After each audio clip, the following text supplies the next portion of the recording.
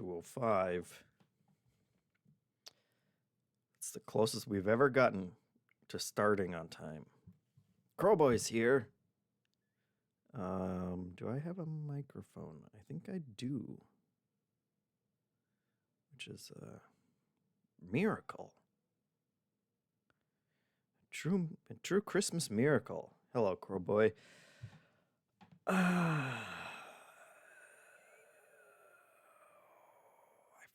remember what I forgot to do.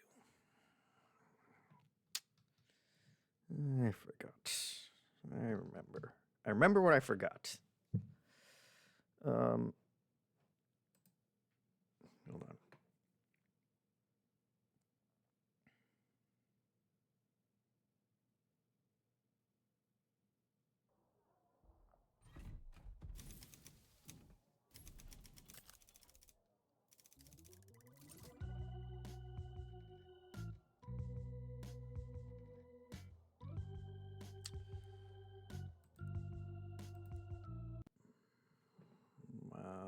Let's see.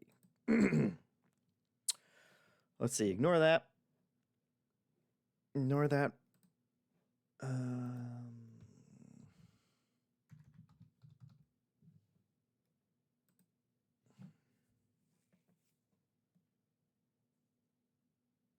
Let's.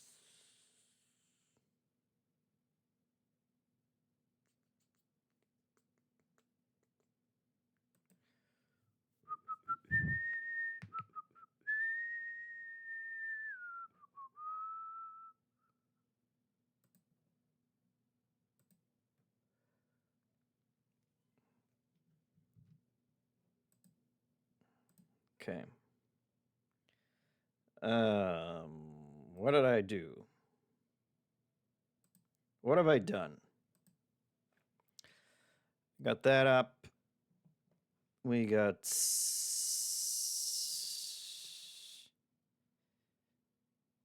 yeah, see, whoever's jumping in the MinnMax knows what I'm trying to do.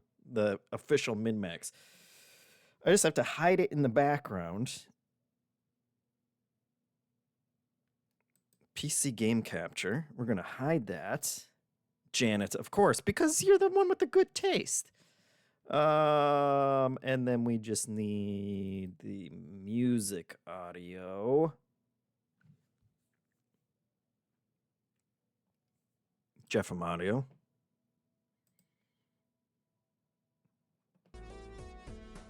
And we will turn it down because it's too loud for me right now.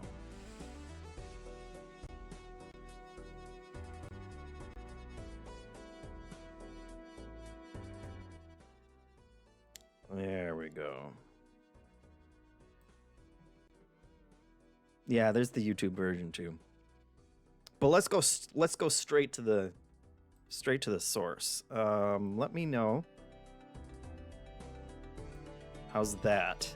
Is that loud enough for you guys?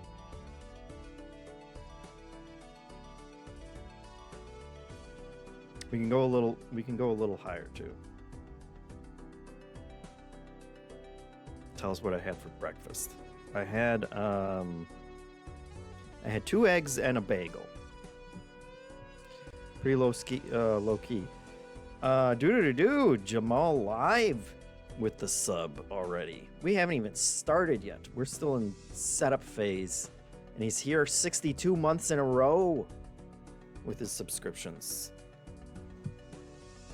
A little higher. We can go a little higher. Our knobs go even higher than that. Well, that's about as high as it goes. So let me.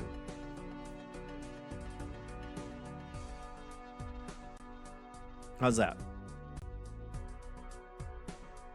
You guys let me know.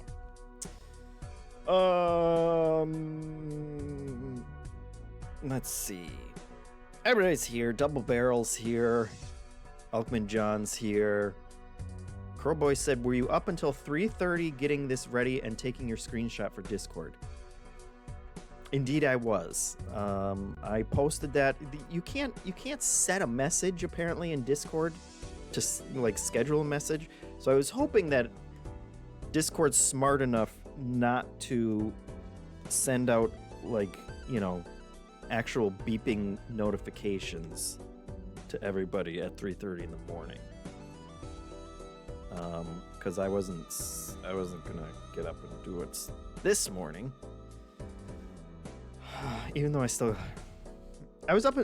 I finished getting it ready, and then I had to play 2 more roguelikes because I already had them on the list, but I hadn't actually. I had the intent of getting to them, and I was determined to do it. So I was up until 5:30, and then the baby woke up at 7:30, and I said, "Okay, well, who needs sleep anyway when we're living and breathing roguelikes, just day in and day out?"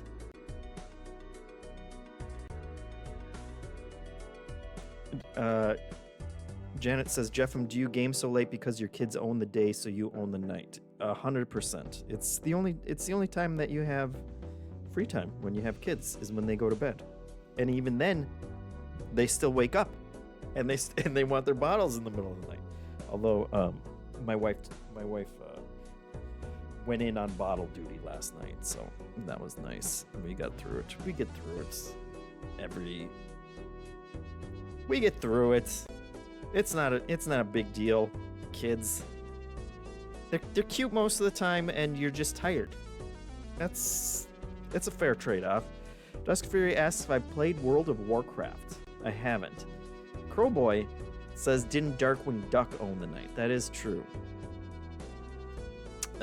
So we kind of share it. I take weeknights. He's the weekend party. Someone or something. Canadian says, "What an awesome new addition to MinnMax end of year content." Yeah, it's not official. I mean, I guess I told Hanson yesterday, and he said great, and so now it's official because you can't stop it. Can't stop, it won't stop. Commando 1990 says, "Anybody play Death Howl yet?" No, we just got codes today, so it will not be on this list. So already the list is invalidated. Which is, the way I prefer, because then now we have an out if things go horribly wrong. Jeet Kun Lo says, "I sleep like 11 hours a night and I'm still tired every day, so what's the difference?" Right? Absolutely. I've had that conversation with my wife. She has said, maybe we should just give up and just go to sleep when the kids go to sleep. And I said, you know what? The baby's still gonna wake. He's still gonna wake up at 4 in the morning, and then he's gonna wake up and be wide awake at 6 or 7 in the morning. So my sleep is gonna be torched either way. I'd at least like to get a few hours of time not taking care of a baby and get some game time in. And it's been a good year for that. So I'm gonna do like a fake. I'm gonna do a quick fake intro, and then I'm gonna stop pretending. I don't think we need it, but just in case. Hello, welcome to the first annual, very official JeffM Likes Roguelikes Top 210s Oops All Roguelike edition for the MinnMax show, I guess. I'm Jeff Marchiafava, your host and sole arbiter of what is good and what is not good, and what comes out on top in terms of roguelikes for 2025. And that's the spiel, and that's what we're going to be figuring out today together. But when I say together, you guys are going to be watching me do it, because it's all going to be my personal opinions, and I don't care about anyone else's, and I'm sorry for that. I of course care about your opinions, and I will happily listen to them and read them off in the comments. But this list is, if you like roguelikes, I hope you're here, and I hope you're excited for this, but you have to understand that I'm a real freak when it comes to roguelikes, and so the ones that gravitate towards the top of the list may not be the ones that would be at the top of your list. But that's what makes opinions so great, and that's why we like doing this kind of content. I did, I think, 10 official roguelike streams where I tried to stream at least, like 2 roguelikes. Sometimes there's only one. If the game was really good, it got its own episode sometimes. But we did 10 of those this year. And when I went through my list, I last night I was up very late because I was also just putting together my list of every game that I've played by going through all my Steam, my Steam list, and then I turned on each one of my consoles and I went through and I typed down every game from every system. So I think I got them all. And it was it was like 140 games total, and 51 of them were roguelikes. I played 51 roguelikes this year. It doesn't actually look like that many when you have them all here, but I counted them and they all showed up on the list. And so we're gonna go through it, and that's plenty for 210s. And the bottom of the 210s, Hitmonchan says he was not prepared for you to scroll down. Yeah, there's more than what you're seeing. The bottom of the 210s, 10 through 20, as a layman would put it. Of course, we wouldn't. We all know what we're talking about. But those are still going to be bangers. It's going to be brutal just for the roguelikes this year. Much less when we do the the grand 210s that's not just roguelikes with everybody. That's going to be a real slaughterhouse, and that's coming up in days. If you're a Backstage Pass member, you can watch those live, and it's going to be great stuff. And then if you're not, they'll come out. They'll come out when they come out. But please consider supporting us and subscribing at patreon.com/MinnMax. Because we love you guys. And of course, I don't even need to do the spiel, because if you're here watching this, I'm sure you're already a paying member, and we appreciate you. We appreciate all our viewers. We just appreciate the ones who pay more. Because you're the reason I could do this in the first place. Mr. McGreevy says, will JeffM get pissy with himself? It's a great question. That would get really weird, wouldn't it? I may have to pause to go take a piss if this takes too long.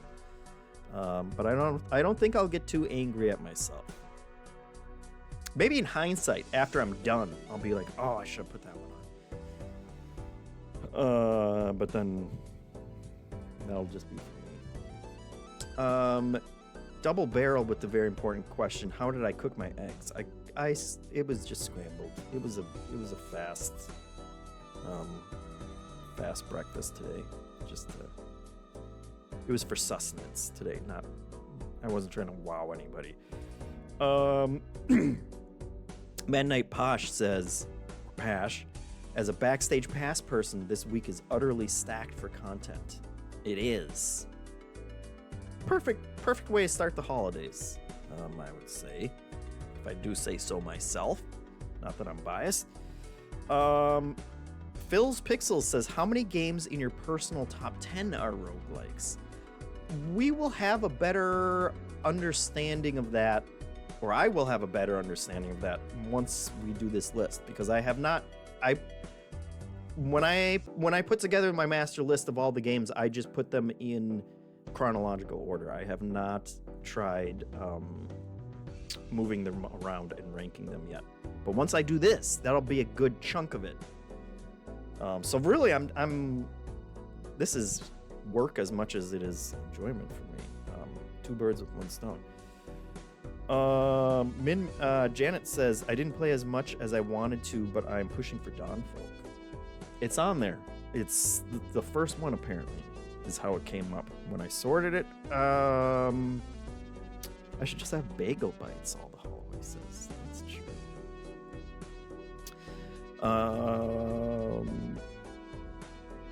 Janet said, like anyone watching these, I think you should really like the one game I played. That's true. Crowboy says, I just hope Cauldron is high. Cauldron is not on the list because when I looked at it, I know I played it during one of my roguelike segments. But it's not actually qualified as it's not classified as a roguelike. Do we think that's wrong? It's like it's mini games and you're not really all at it, but then it's going to shoot to the top. And I feel like, you know, if it was one of the ones that we didn't care about, then I'd be like, yeah, sure, throw it in there. But if am I going to have an invalid one on the list? All the Holloway says you're right, but if it were a roguelike, it would be above all these, right? It would be extremely high, yes. 210s, absolutely, for sure. All right, let's get started because I have no idea how long this is going to take and I'm a little scared. So we have 50 games. I figured we'd start with a tier list because that's the fun way to do it. And so we have upper 10 material, not official. I'll still move things around. Lower 10 material, just ballparking it. Crusty Bubblers, of course, which are the ones that maybe they'll get up there. And Thanks for Playing, which is like, you know, you're still a roguelike, so congratulations, and I played you. But you're probably not making it. But it's like it's the congeniality prize that everyone's a winner here. If I played it, good for you. You passed the test. That reminds me. Yes, okay, it's on here. I put it together at the last minute, so I thought one might be missing. All right, so let's officially start. And I'm gonna start. Actually, I'm not just gonna start at the beginning. I'll just jump around and pick whatever I damn well feel like. But we will start with. Hold on. I'm gonna start with this one. And then we will just go like this. Look how good that worked. God damn it, I'm good. Knoll Hack is the one that, let's see. You can kind of tell that I'm moving around. And Knoll Hack is gonna go right here. Knoll Hack is apparently it's like a re-implementation of NetHack. So it's a true roguelike. One of the few actual when you say roguelike, what they actually mean by roguelike, which I thought sounded cool. And people were like, it's the the Dwarf Fortress of roguelikes. NetHack is. So they should do a so that made me excited to check it out. It's free. It's completely free. I think open source, I want to say. It does not work on Steam Deck because there's not a Linux version of it. I tried streaming it from my PC to my Steam Deck, so it was running on the Windows. It was running on Windows, and I thought maybe that would work, but it didn't. Certain menu elements were not coming up. So then I sat at my PC and played it for a while, and it is as overwhelming as Dwarf Fortress is, and probably the kind of thing where you have to have the nostalgia for it, I think, or you have to really commit to it and do like 100 hours, and now you know everything about it, and you realize how brilliant. I mean, it like this is what got me to check it out in the first place. because that looks nice and nerdy and fun, but it's a thanks for playing, unfortunately, for me. You know, but with all these, I mean, give it a shot yourself. You never know. I'm just gonna pick them random because I feel like I'm gonna pick. I don't want to fuss with the order, so I'll just grab. There we go. Oh, absolutely. Damn.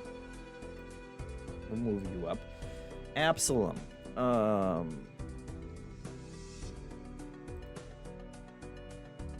Right there. Now see the Game Awards banner. I realized this last night. The Game Awards banner screws it up a little bit sometimes. So, well, that's still. Come on, production values ain't too shabby. Infinite Soup asked if they're sorted by date. They kind of are. They were in the order that I copied them down from my Steam deck or from my Steam library. Some of the other consoles might be screwed up, although I don't know how many actually come from other consoles. Most of these I think I played on Steam Deck. Don't set your calendar to them, is the bottom line.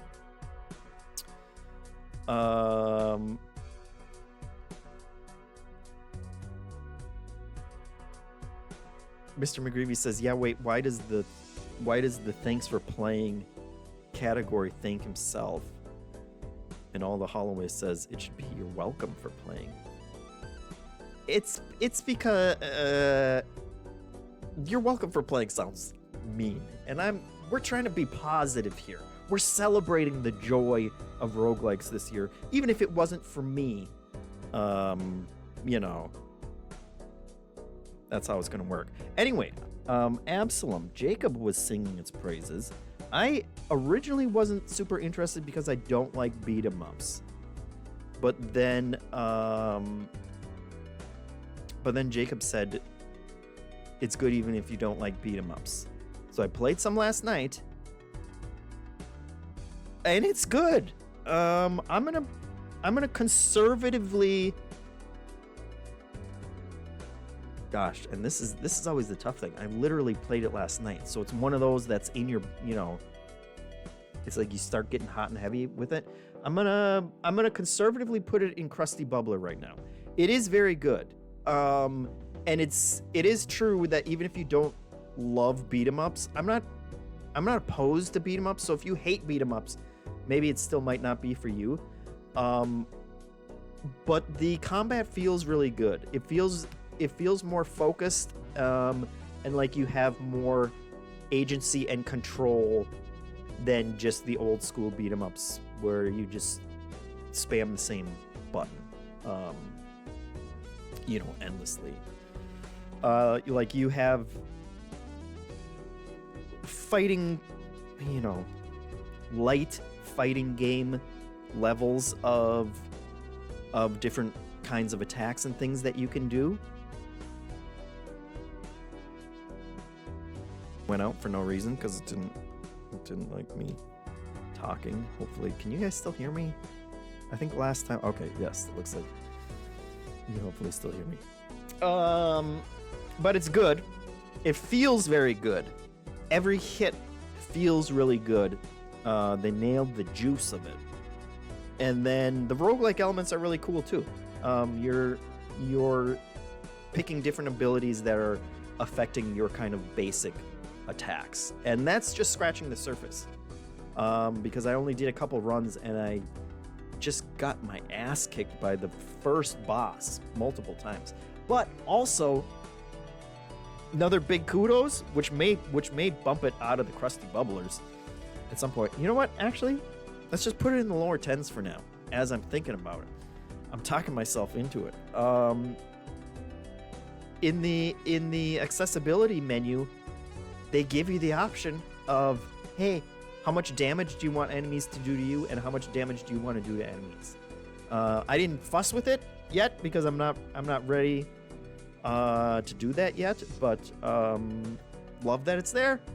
Love that you can tune it to whatever you need because it was tough already. 2-player local co-op, I think it has in it as well, and lots of depth to it, and really cool setting as well. I like what it's doing. You're all a bunch of magic people, and there's a pregnant tree woman that you save, and she's the one who brings you back from the dead every time that you die to crabs like that, and whatever else you're fighting. Didn't make Jacob's top 10, Natron B says, but it could make mine. Wouldn't that be it? Wouldn't that be a surprise? Anyway, that's Absalom. We'll put it in the lower 10s for right now. And then I'll close my eyes and we'll pick this one. Oh God, Mega Bonk. It's too early for Mega Bonk. Damn it, Mega Bonk. Let's see, where'd my search bar go? Where's my search bar? Okay. Right here. There it is. That's the stuff. Mega Bonk. This is another one that we can all blame and or thank Jacob for. Because he was the one who said he was playing it. And every time that he brought it up with me, you guys saw me stream this. You saw how much fun I had. Every time I brought it up after that, he was like, you don't need to play Mega Bonk because it's just derivative of Vampire Survivors. He said as he was addicted to it.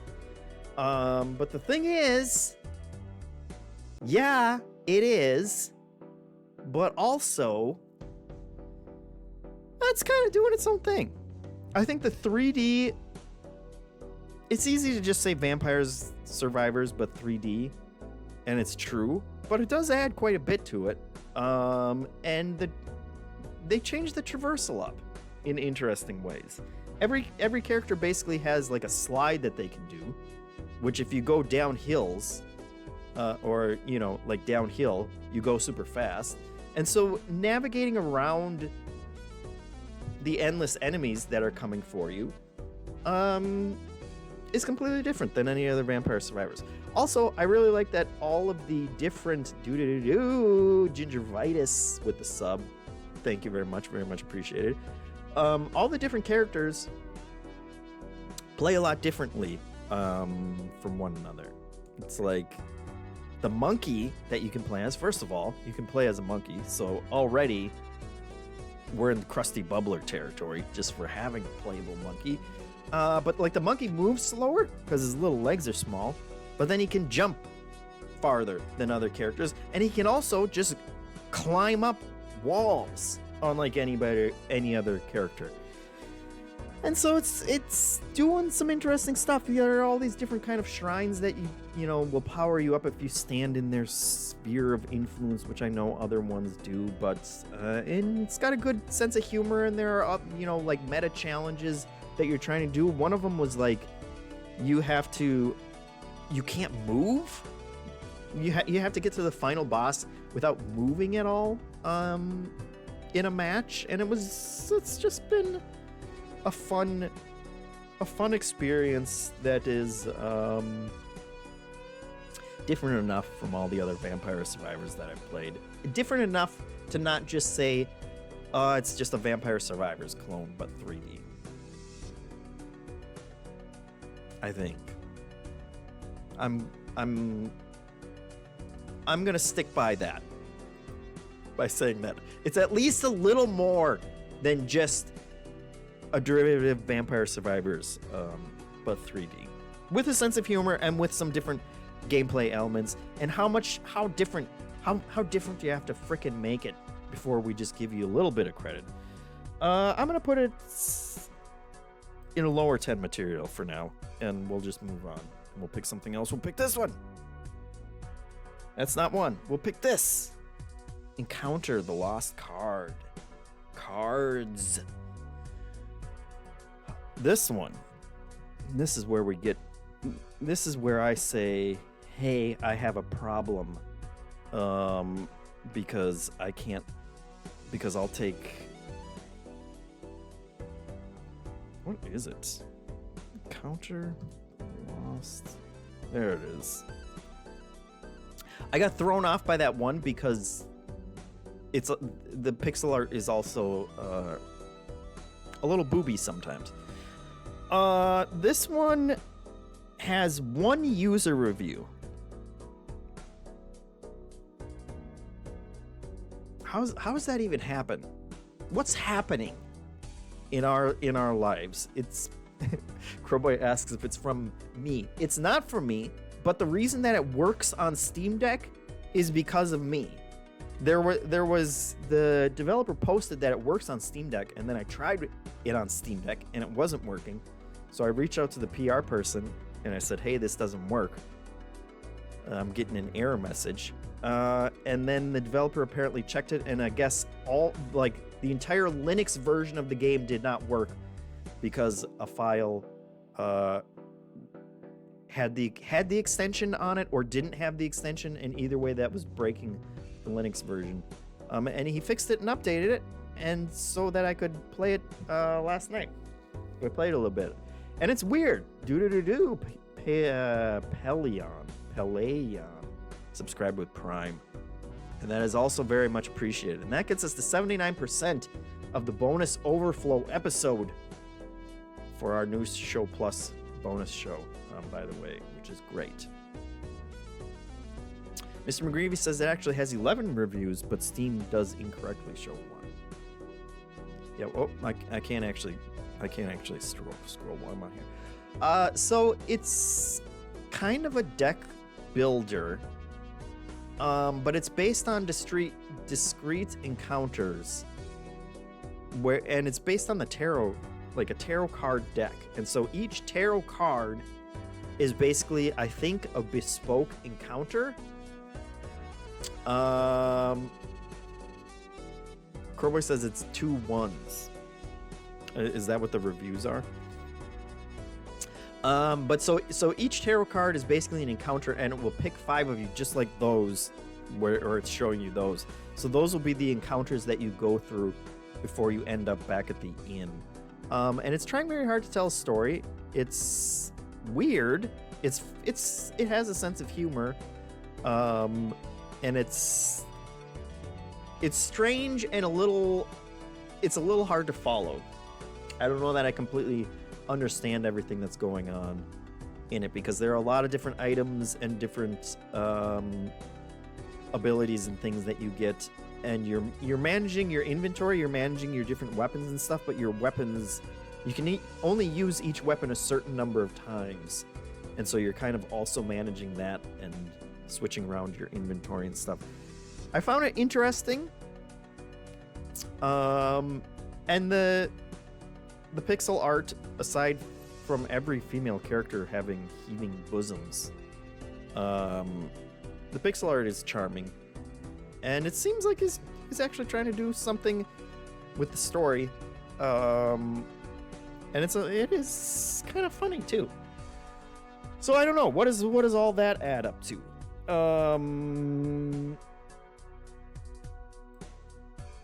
Look, we'll put it in a crusty bubbler for now. I think we'll put it in a crusty bubbler. Choice CJ subscribing. Everybody's out here subscribing, guys. It's the coolest thing. We've hit a hype train, and now we're doing it. Mr. McGreevy says that bee girl was wild. I missed her. Did that one even have clothes? I don't know. It's little pixelated characters. The guys are just as bad.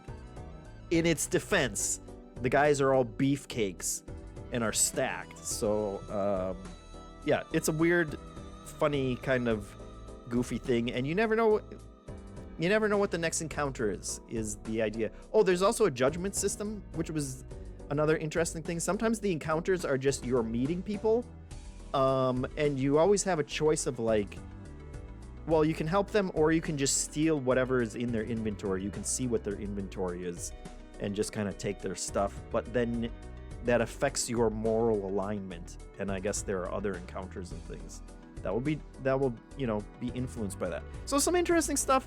I'll put it in the crusty bubbler for now because I wouldn't mind playing some more of it. And that's Encounter. That's a more thorough review than you're going to find on Steam, I promise you. How do you even remember all of these? Commando 1990 says. Well, I just played Absalom and Encounter last night at 5 in the morning, getting ready for this. So that's how I remember those two. But also, it's certainly going to help having these trailers up as we go. That's part of the reason I picked this amazing format. All right, next one. Eddie does stuff with some glowing crystals. Hype, it says. I don't understand how anything on Twitch works. All right, this one is not one. This one. Are we on one? Okay, we're close enough to villages and dungeons that we will drag it up to the judgment chair. I should have added another one where I could judge all these. Put it in its little purgatory. What is this called? Villages and dungeons. Oh my gosh. Ignore the search results as they kind of pop up halfway off the screen, because Mr. McGreevy, yeah, we would have lost the encounter. We would have lost our moral alignment in Encounter with that one. Villages and dungeons, another deck building roguelike game. This one was interesting. It's a little interesting because from what I can tell, I haven't played a ton of it, but what I can tell, you're getting a kind of a small deck, and then when you go into a fight, it's doing all the fighting for you. It's an auto battler. So you're like, most of the cards have cooldowns on them. So they're kind of like timing themselves out how they go off. And unfortunately, it's also, well, it's a little rough around the edges. And I didn't love it. So it's kind of a thanks for playing for me now. But it's at very positive on Steam. So maybe I should give it another try at some point. It wasn't grabbing me right away. It was a lot of information, and then the combat, which I like auto battlers, okay, but when you have like 2 cards and you're going up against another enemy with 2 cards, and they're just kind of going off one at a time. I don't know. There's more to it. It's the presentation. They just drop you into that menu, into the village, I guess, of your village and dungeon, without much explanation, and so you kind of just have to figure it out as you go. And I didn't figure out enough to see where the fun was yet. So we'll move on. That's as much as I have to say. Let's do it. Next one. Oh, 4-strike. 4-strike, guys. Let's see. What can I say about 4-strike? How about, boom, right there. Upper 10 material. No question. Oh, hold on. I suppose I should get the right game up there, though. Right. There we go. Dang it. You got your. They got the live stream of it, which everybody says you gotta do. 4-strike. You guys saw me playing this last week. You saw how much. Well, maybe it wasn't last week. I can't remember what week it was. You saw how much fun I had. This is a nutso take on a roguelike, and I'm so happy that it exists. Beat 'em up-esque, but super brutal. I think you have like 3 hit points, but you have the ability of foresight, so you can practice each fight as many times as you need to, and the enemies will always react in the exact same way every time. If, you do the same attack each time, it's going to do the same reaction to that every time. So it's a pseudo programming beat 'em up, because you are figuring out the perfect kind of like pattern of what you're going to do in this specific fight, and you'll get your butt kicked. And by butt kicked, I mean you take 1 damage and it's like, well, all right, we can't do that. We can't. That's a third of our health, so we can't live with that. And you just kind of have to piece it out. And then the brilliant part about it is, after you test it as many times as you want, you got to do it for real. And you go into the real fight, and then you have to execute the plan that you came up with perfectly. And that's incredibly stressful and super cool when you pull it off. I'm smitten with Force Strike, everything about it except for the name, because it sounds sus. But it's a winner for 2025, and I would recommend it to anybody. Plus, all the roguelike elements are super awesome for it. Getting different abilities, getting different like passive buffs and things. So it's like, first time you get hit with a weapon, you won't take any damage, and you'll take the weapon, and then you figure out, okay, now how am I going to use that in this fight to my advantage? And it just works exceptionally well. Love it. That one's a lock for the upper 10s, but we need to continue on. Spoony Moonchair says, man, I love this Balatro theme. You can listen to it forever. It's nuts that game has 1 song and it's perfect, and I've heard it for at least 30 hours, and it's never enough. Let's do this one. This one. Oh, God. All right, well, turn that off. And then turn it right back on, because Slots and Daggers. I think it's gonna end up in upper 10. This one, we'll see if it remains in upper 10. But it's a banger as well. Slots and Daggers, which, hold on, we gotta type it in, and I'm gonna type very carefully on this one. Okay, don't look at anything else on that page. Scroll down past the live play. There we go.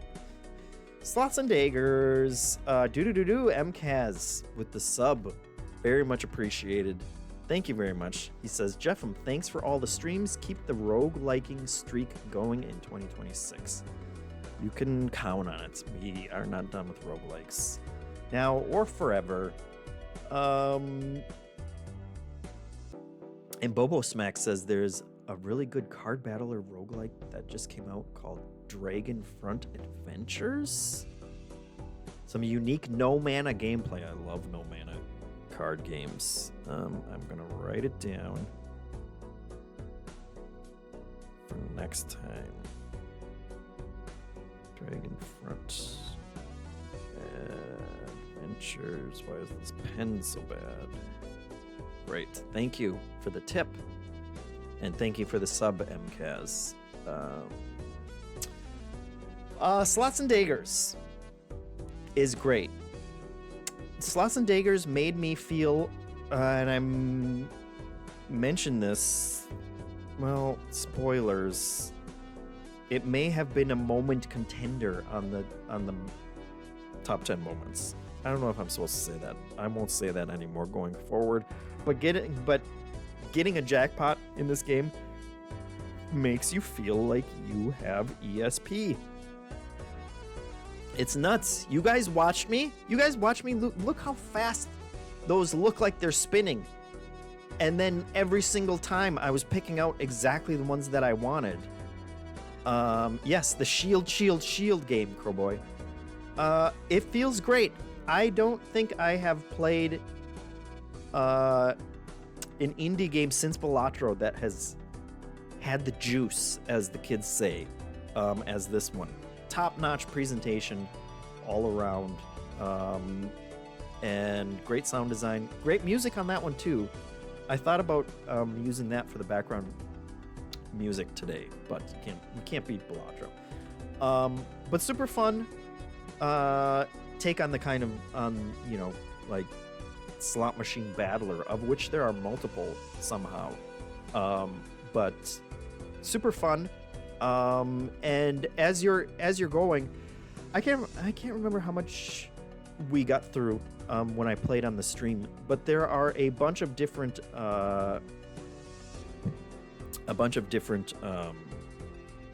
like areas that you're going through, which makes it seem, and each area you do a bunch of fights in, and it seems like this game is going to be super long and impossible, but actually each area you can start at again, instead of having to start all the way from the beginning. And they give you a bunch of money and a bunch of re-rolls to kind of like boost a starting, build if you want to start later in the run, which I thought was very forgiving. And otherwise, very focused on what it's trying to do, but they have a great core there, and then they just blew it out with the best presentation that you could ask for. So yeah, that's upper 10 material. Upper 10 material for sure. And we'll see if it drops at all, but it's a highlight of the year for sure. Creator Gaming's here. Hello. Mr. McGreevy says, "Oh man, this stream is dangerous for the wallet," which is true. But all these games, not that expensive to begin with. So Pelion says, "Yeah, I already got a couple in the Steam cart." Love to hear it. Because you know what?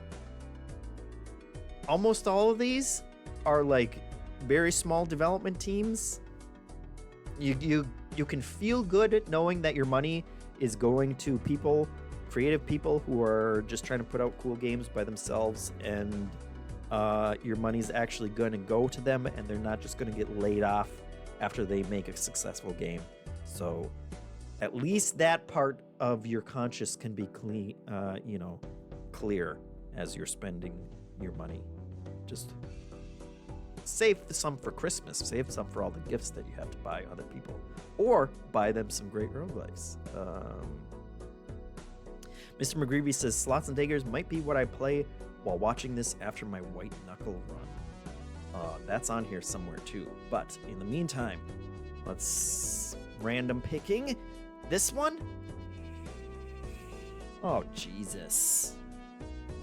All right, well, you know what? There's probably just that many bangers this year, so I'm not going to complain, and we're going to turn that off.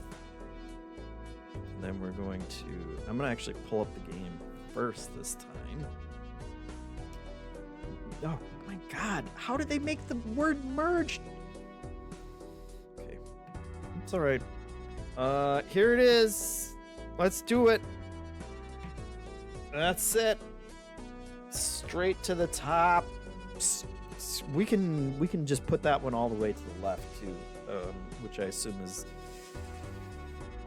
We'll go left to right in terms of the best, and Merge Maestro. Get out of here.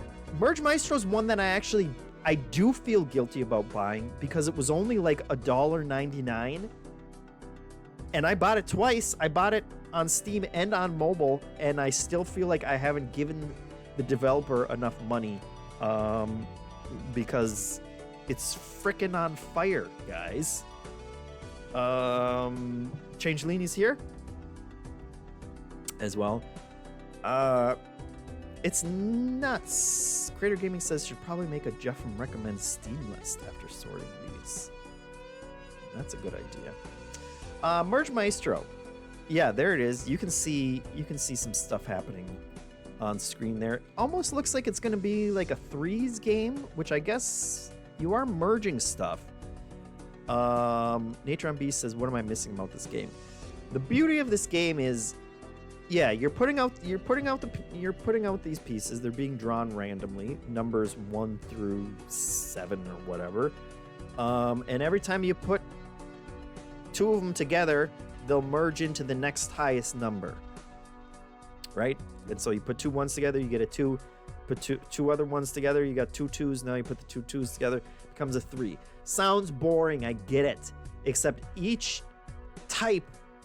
number has a bunch of different, emojis like those, which don't let if you don't like the look of the emojis. I know it looks very mainstream mobile, but each of those emojis has a special ability with it.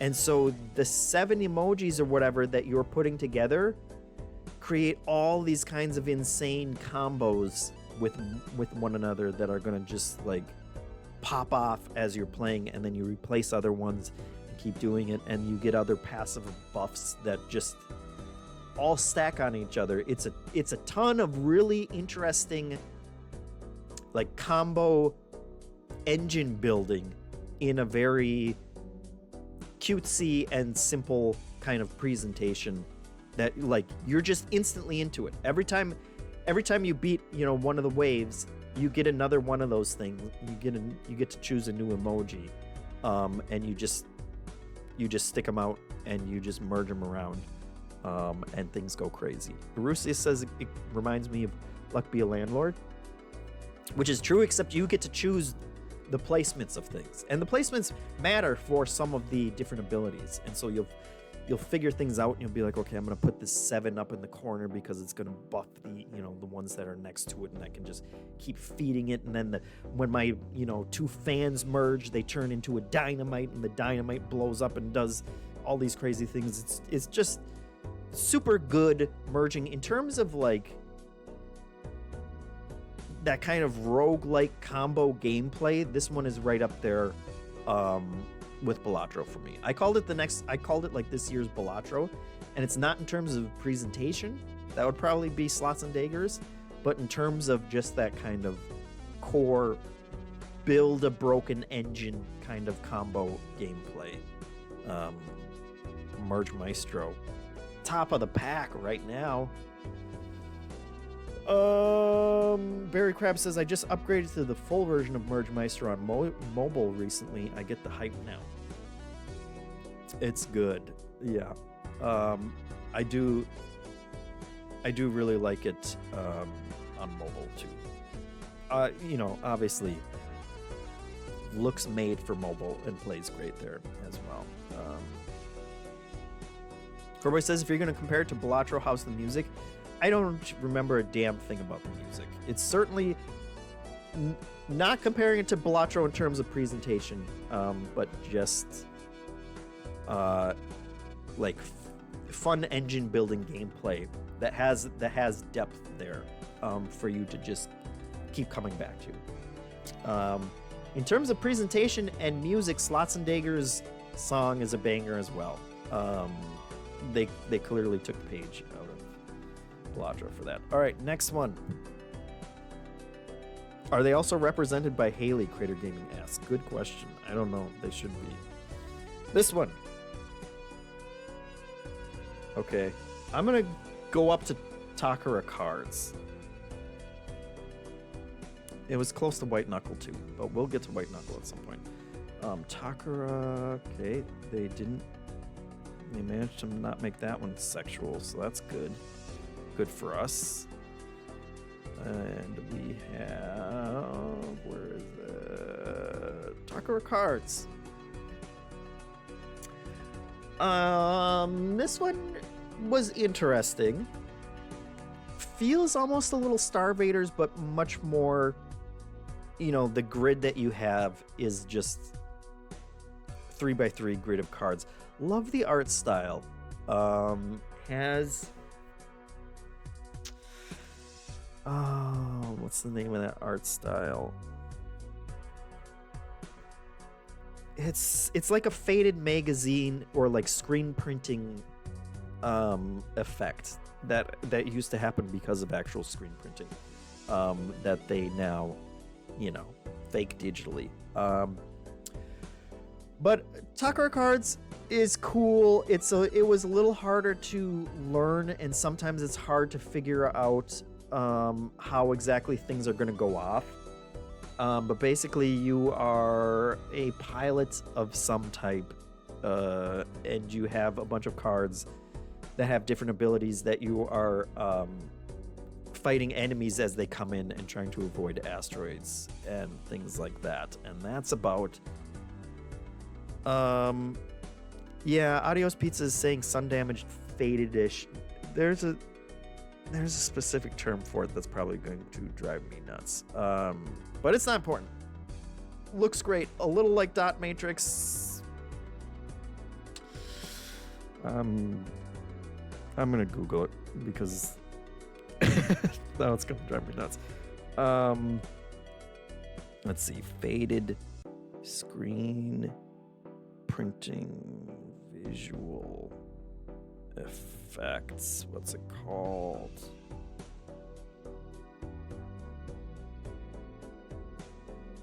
Don't just call it faded distressed. That's not the term.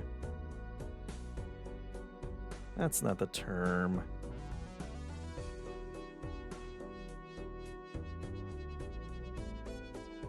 It's not halftone. Okay, I've spent too long on it. I can't remember. Halftones, no. Lithography, no. Risograph. Yes, not weirdo has it, or not weirder. You're not a weirdo either. I think it is risograph. Anyway, very cool art style. Good gameplay. You're dwarf, like you're kind of dwarf, like the characters are sci-fi dwarves, which is really cute too. I should play more of it. It's good. I'm gonna call it a crusty bubbler. It was difficult, and like I said, there were some times where it was like, I think I have this set up well. Oh wait, the enemy's attacks went off in a way that I wasn't expecting them to, and I don't really know why I couldn't tell that that's what was going to happen, and that was throwing me a bit, but still good and worth checking out. And Krusty Bubbler feels right for that. Krusty Bubbler, and we'll put it in front of Encounter. Let's go. Which one? This one? Am I on the screen? No. This one. Below the Crown. Okay. Oh, I better get this one in fast, because if you start typing in below, who knows what's going to show up. Below the Crown. We played this one. Maybe last week too. Gosh.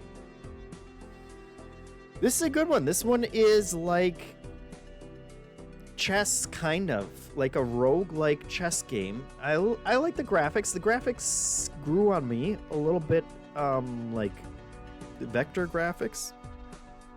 Kind of Atari vector, not so Tron stuff going on.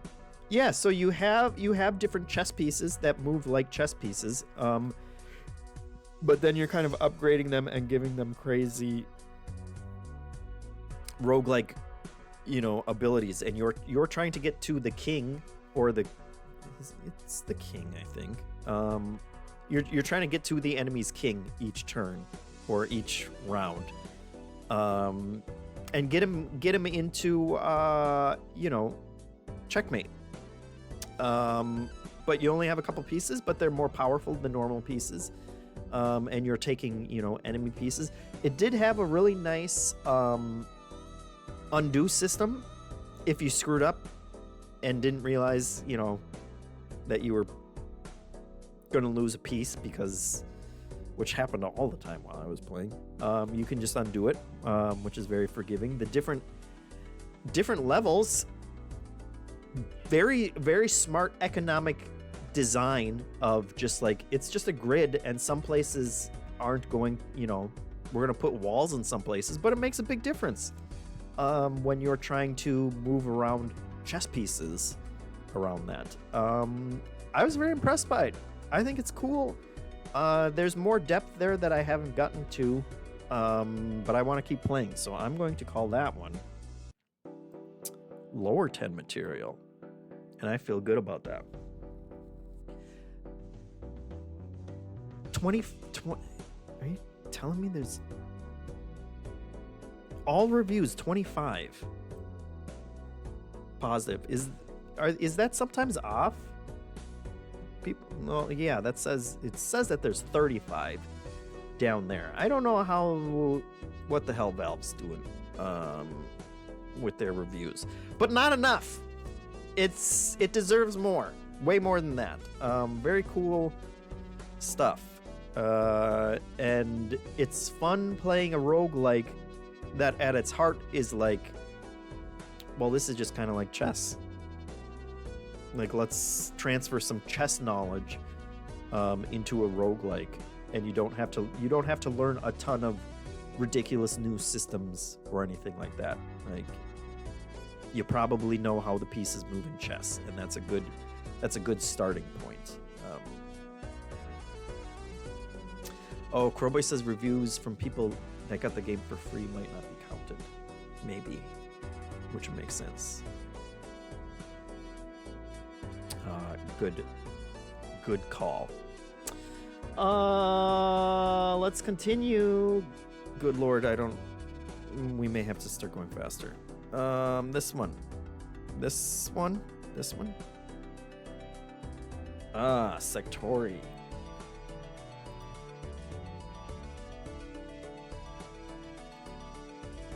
Sectori.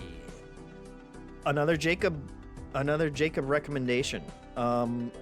Look how cool that looks. Look how cool Geometry War-esque ass, seemingly perfect for Steam Deck kind of game that looks like. I can't last longer than like 30 seconds in this game, and I don't know what I'm doing. I want to play more, but it's hard, and I'm not sure. I'm not sure what the problem is. The problem is me, obviously, but I need to give it more time. I'm looking at that, and it makes me want to play it right now. So what does that equate to? We'll put it. We'll put it on Krusty Bubbler. Oh man. Now see, here's a question. I'm gonna say Krusty Bubbler, and when I look at it, do I want to play it more right now than I want to play Takara Cards?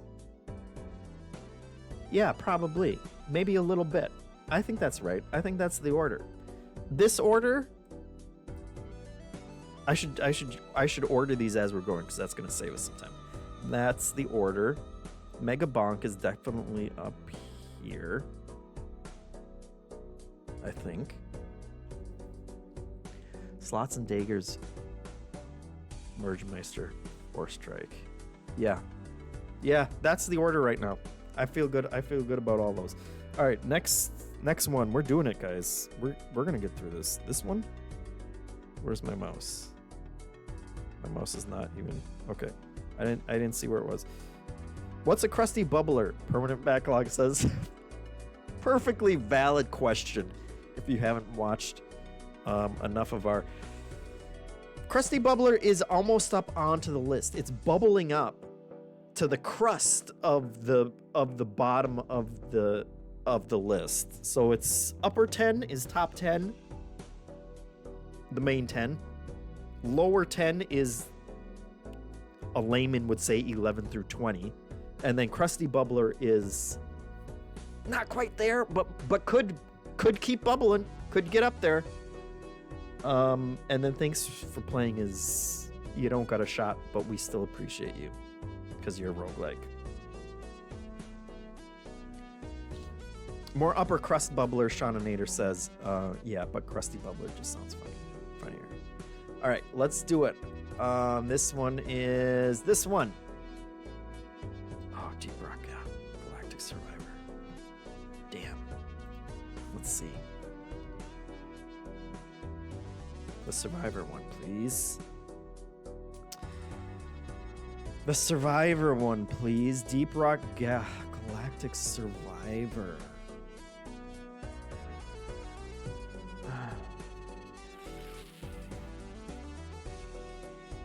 I'm gonna do it. We're gonna do On Fire right now. Yeah. It's good stuff. It is straight up that's not the game. That's Deep Rock Galactic Rogue Core. We want Deep Rock how many of these did they make? Oh, there it is. It's the Survivor was on the other monitor, and the monitors are split from one another. All right, this is it. Show us that good Vampire Survivors gameplay.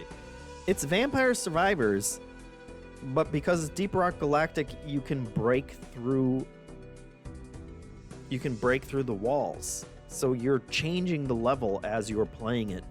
And that has some really interesting gameplay implications. Because you can, funnel all your enemies into canals and then blast them away. Look at all that stuff. I haven't played this since when it was early access, and it looks like they have added a bunch of stuff that I want to go check out. The bosses are difficult. Yeah. That's going straight up there. Is it better than Slots and Daggers? I think it's better than Slots and Daggers. I think there's more meat on that bone. And it makes me want to... Oh, it's in 1.0 now. Great. The Pope told me that. I forgot that the Pope told me that. Do I like it better than Force Strike? I don't think so. Force Strike is magic. I'll leave it there for now. And we can always come back to it. Swarm Grinder has a similar wall breaking thing. Also a really good one, but it's from 2024. Gotcha. Okay. Here we go. Here we go. Right here. There has to be a better way for me. Okay. I'm going to start there, and then we'll just go a little bit like this. Okay, Maze Mice. That worked, kind of. Maze Mice.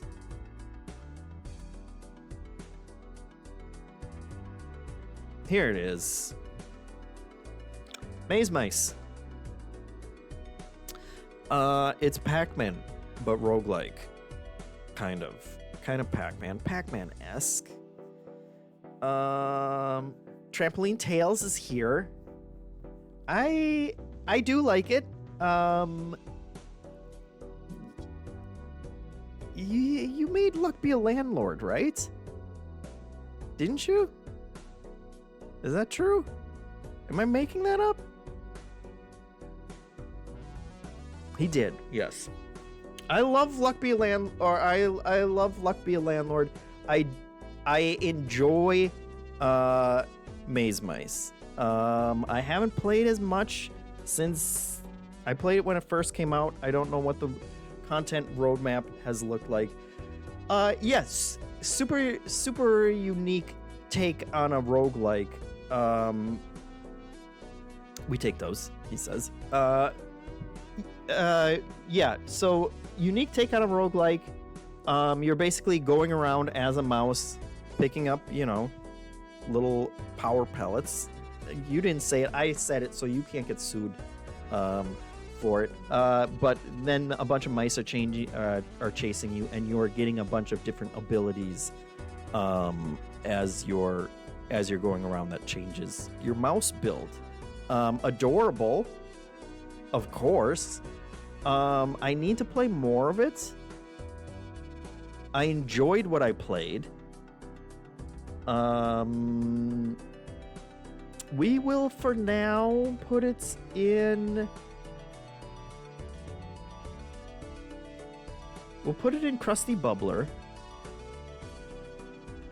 And when I look at these games, I think we'll put it at the top of the Krusty Bubblers. we're bubbling as much as we can bubble right now, because between Maze Mice and Sectori, I think I'd want to go back and play more Maze Mice right now.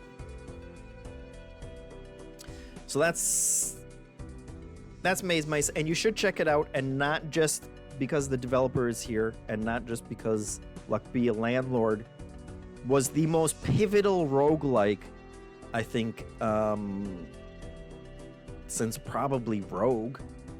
It started it all. It started all the score-chasing roguelikes. So go buy both of them. Support indies. What do we got next? We got... and thank you for your support of MinnMax. We appreciate it. We definitely do appreciate it. I smile every time that I see Maze Mice in the Wall of Heroes, and then I think I should go play more of it. How about this? Oh, Flickshot Rogues. Okay, I'm gonna be careful typing this one in too. Okay.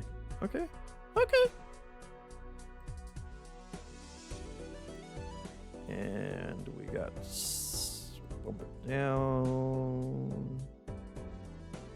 Oh, bump it down further. And there we go.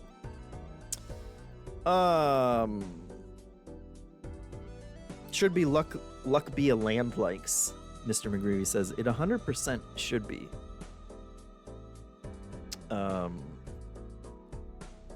Yes. Rogue Flickshot Rogues. I really like the look of this one. It reminds me of the UFO 50 game, whose name I cannot remember. Very similar. Probably not directly inspired by it. I'm sure it's not the UFO 50 game wasn't the first flicking game, certainly. But that's what Lords of Disconia, thank you, All the Holloway. That's certainly what got me interested in it first. You guys saw me play it on stream, and you saw me enjoying myself until we got to enemies that could attack you through obstacles on the playing arena. And man, did that really bum me out, because it felt like you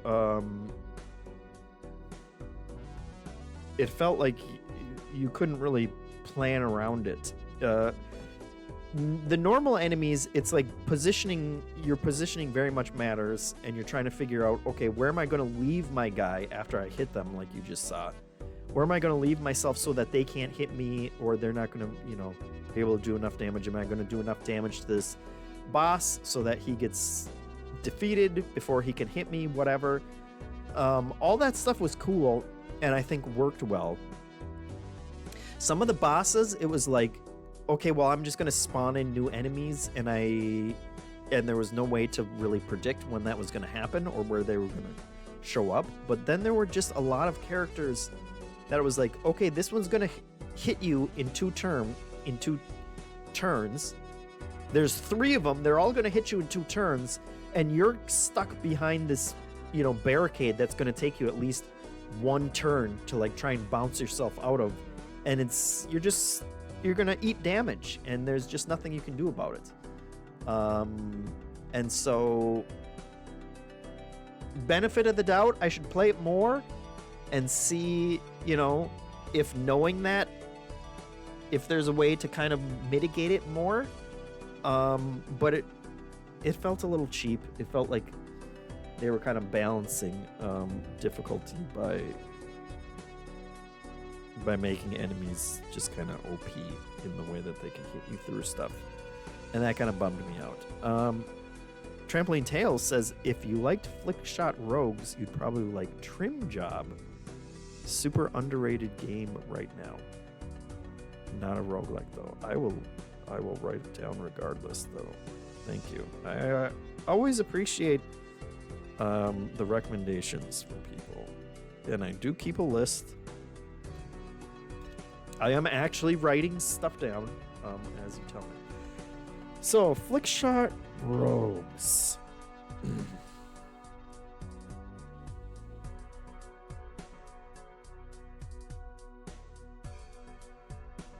I'll put it at the... at the ass end of Krusty Bubblers.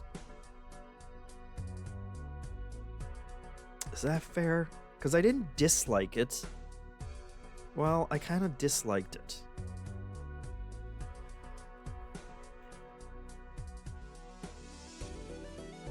Oh, that's tough. I'm gonna leave it there right now, and maybe we'll come back for it. Sounds like a thanks for playing. Crowboy says, yeah, that's, you know, I'm going back and forth. That's exactly what I'm going back and forth on. Let's not be so precious.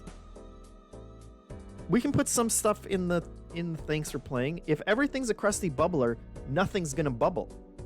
So thanks for calling me out, keeping me honest, Crowboy. I appreciate it. Next one. I'm afraid, how many have we done? 1, 2, 3, 4, 5, 6, 7, 8, 9, 10, 11, 12, 13, 14. Okay, we gotta go faster than this. This is, what would Marie Kondo do? Permanent Backlog says, yes, we thank you for your spark, and you move on now. Starless Abyss. Starless Abyss. Oh, that's a tricky one. I'm gonna be conservative.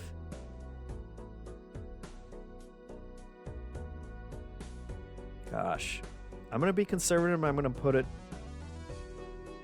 top of the lower 10s right now. I really do like this one. Deck building game. You are controlling a fleet of spaceships on a hex grid. Bonus points for hex grids. And so you're playing cards to do attacks, but then there's also the positioning, kind of a tactics game of positioning where your characters go, and it's all Lovecraftian monsters, you know, cosmic monsters in space.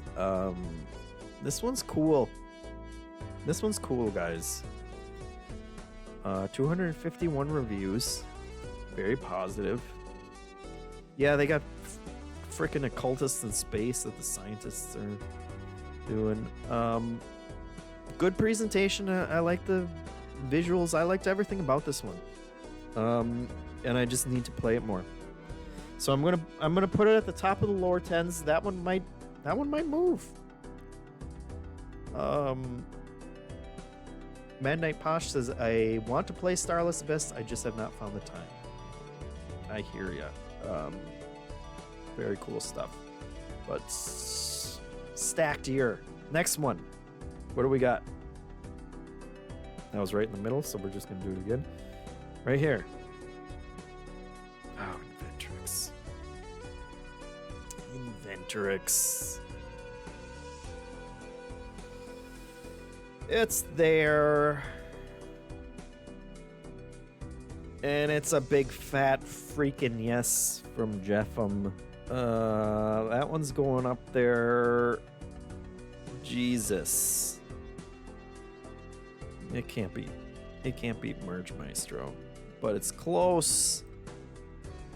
It's real close. I think it beats Four Strike.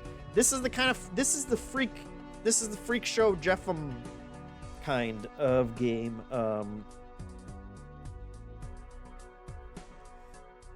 Oh, Not Weirder says, I just noticed through Discord that JeffM is running Balatro in the background. I thought he was just playing the soundtrack.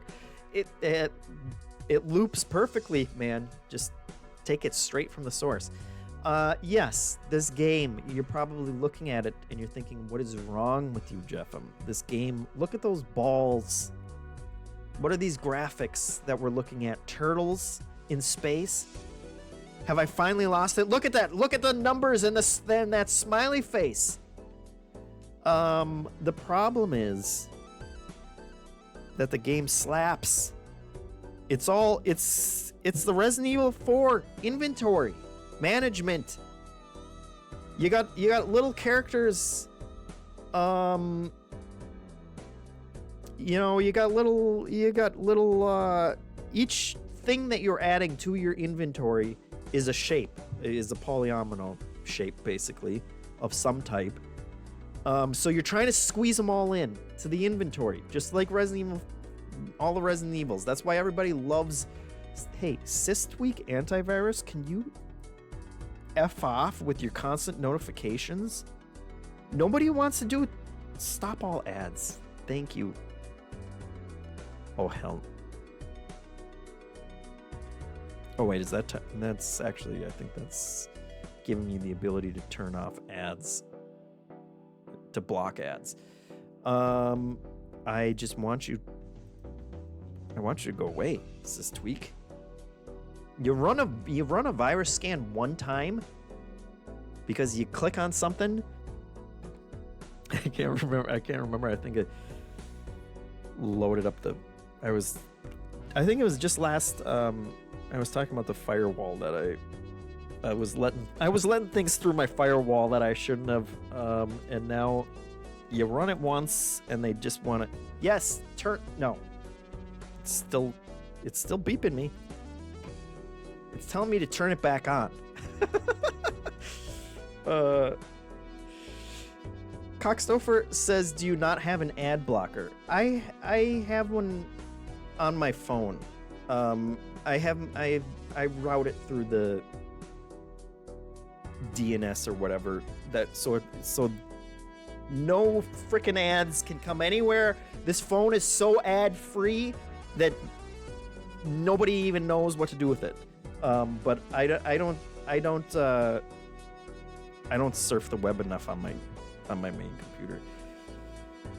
I used to have one on Chrome, and then I think Chrome blocked it because they desperately want you to see as many ads as they can, so I just stopped using Chrome anyway. Anyway, guys, you got yourself an inventory. You got yourself all these polyomino shapes that you're trying to cram in there because each one's worth money. But then each one also has spatial bonuses where it's like, hey, if this turtle's next to other turtles, it's going to make even more money. If this dumbbell, space dumbbell, is pointing to that microchip or anything that is pointing in this row, it's all going to make more money. This one moves. It moves around in your inventory. It's going to go in a straight line. And each space that it goes, it makes more money. You're cramming all this stuff in. It's board game adjacent in terms of like polyomino tile laying games. Look at that. Look at him put those space mushrooms, and it's making him so much money. It just made him 135 space bucks. It's got a Game Boy that is actually not a very good one, but it's a one spacer. So, you know, sometimes you fill them in. You get those aliens. Those aliens are basically jokers in Balatro. Good Luck Be a Land-like puzzle game. And you should check it out. And that one's definitely upper 10 material. And I'm not going faster, even though I said that I was going to go faster. So now we're going to cook this one. God damn it. How do I keep getting all the bangers? Yeah, stick that up there and stick this one right up. Well, hold on. Let's pull it up first. So people can see it. Starvaders. Emergency broadcast. JeffM has another roguelike that he desperately wants to go play more of. Card-based. You're getting cards. You're moving your little robot guy. I didn't remember that it was a robot. But you're moving him around with your cards. So again, it's movement and it's also different attacks as the enemies are coming in. A little Space Invaders-esque, I guess. Really impressive combos that you can set up. You're kind of figuring out what order to do things, and I liked it a lot. Looks like lots more content that I've never even seen. Look at all those lasers going off and aliens. Yeah, this is a good one. We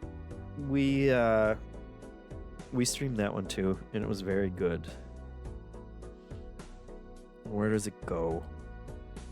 I think I think right there. I'm gonna 4 strike is very good. Yeah, let's keep going. We gotta go faster. He is coming. Now see, this is when I feel like I'm gonna be careful typing this one in too. God. There we go. We streamed this one and it won me over. Nice little super retro RPG, auto battling RPG. And I'm calling that world exploration seems dumb, and yet it does feel kind of exciting. And each step that you're taking around the map is kind of advancing time towards the monster that's coming, that you have to fight at the end of each run. And you're really you're getting a bunch of different gear, and all your gear is your roguelike engine building stuff that's going to combo with itself, and you can upgrade those things, and you're just putting together, you know, a build, and then you go into a fight, and hopefully you steamroll them because you've built it right, and then you keep going to bosses, and it's super good. It has multiplayer? Did they add multiplayer? Asynchronous multiplayer. I don't know about that, but kind of scratches that itch for me of like, I want to play old classic, you know, CRPG, like really retro CRPG kind of stuff, but I don't really want to because it's not actually that fun nowadays. But this kind of has the aesthetic and turns it into a simple kind of thing with just unlimited builds, and it's very good.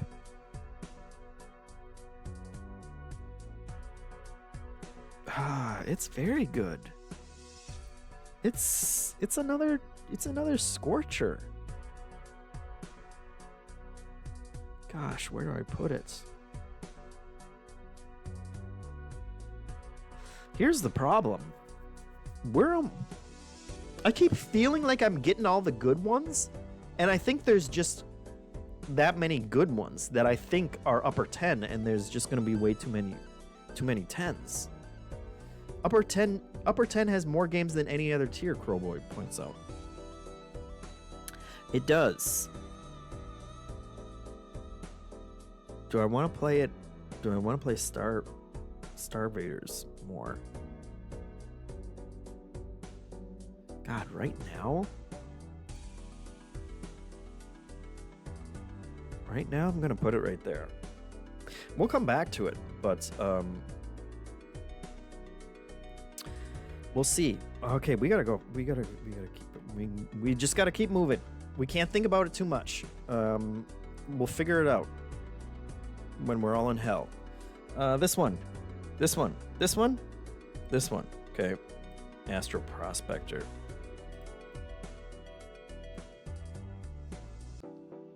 Yes, get us there. $4.99. You sickos. 1,000 overwhelmingly positive reviews. Dang it, man. It's Asteroids, but it's a roguelike. It's also a little incremental-ish. Bullet Hell 2. You're basically just leveling up your little spaceship, and you're getting more and more powerful. You do these really small, quick runs. So the first time you're like, okay, well, maybe I can break 2 asteroids or something. But then you take those asteroids. Oh, sorry, you guys can't even see this. You take those asteroids. You build more stuff. You go through. You unlock your upgrade tree. Now you're lasting longer. Look at this. Look at that skill tree, and how strong he's getting. And then you do some good bullet helling. Damn it. Oh, man. Looking at the lower 10s, these are all bangers, too.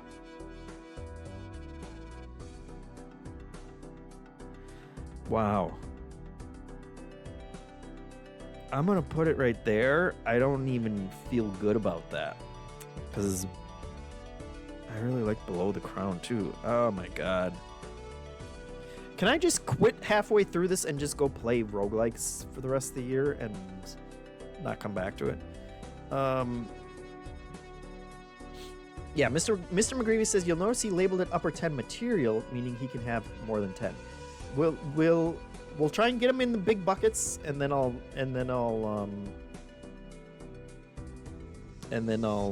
go through and try and figure out what the hell we do after that. This one. Perilous. Plan perilous, but it's perilous because it's another slot machine roguelike.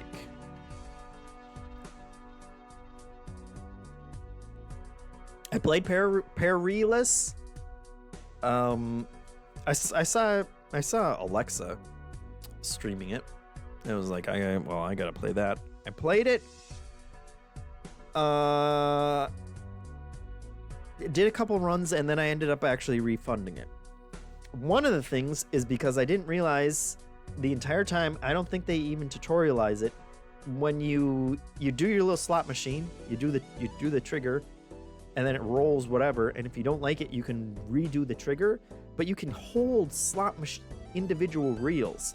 And I don't even think they tell you that. I remember seeing Alexa doing it, but then I forgot it when I actually sat down and played it. So during my entire run, I was just doing it like an actual slot machine. The thing about this one is it gets more annoying the farther you get into it, and the enemies just kind of like you'll be doing good, and then it'll be like, okay, well, this enemy, you need magic in order to, if you're not using magic, then you're barely doing damage to it. It's like, well, I didn't build my build for magic. And then this one is gonna, do poison to you, so you better have some answer for that. And it's just like, I don't want to have to spec into specific things. I don't want to have to try and spec for everything. And I don't think you can spec for everything. And I don't want to get deep into a run and then have to worry that like you're throwing really eclectic, like specific challenges at me that I haven't spec'd for. And so I just kind of got annoyed by it and gave up on it. And I might feel a little better about it if I actually knew the frickin' mechanic that you can hold individual reels when you're respecking. But it's also, I don't love that in combat focused games when it's like, oh, but did you plan for this? And it's like, I don't know, man. It feels a little artificial if I have to keep him in my mind like, okay, well, I better have some kind of magic. And it's also like the number of reels that you can get. There are certain reels that, like, when you pick reels based on what they do, different types. And some of them, it was like, man, I picked this one and it's just worthless and I can't get rid of it. And I should have just stuck with damage and shields. And so it's a thanks for playing, and I don't love it. I'll put it here. It's higher up. I think I would rather give Flickshot Rogues. Kind of similar, a little bit of similar problems with both those, where it comes down to enemy challenges that just kind of a bit of a turn off for me. Let's go here. Okay, that was kind of close to Dog Witch. Dog Witch.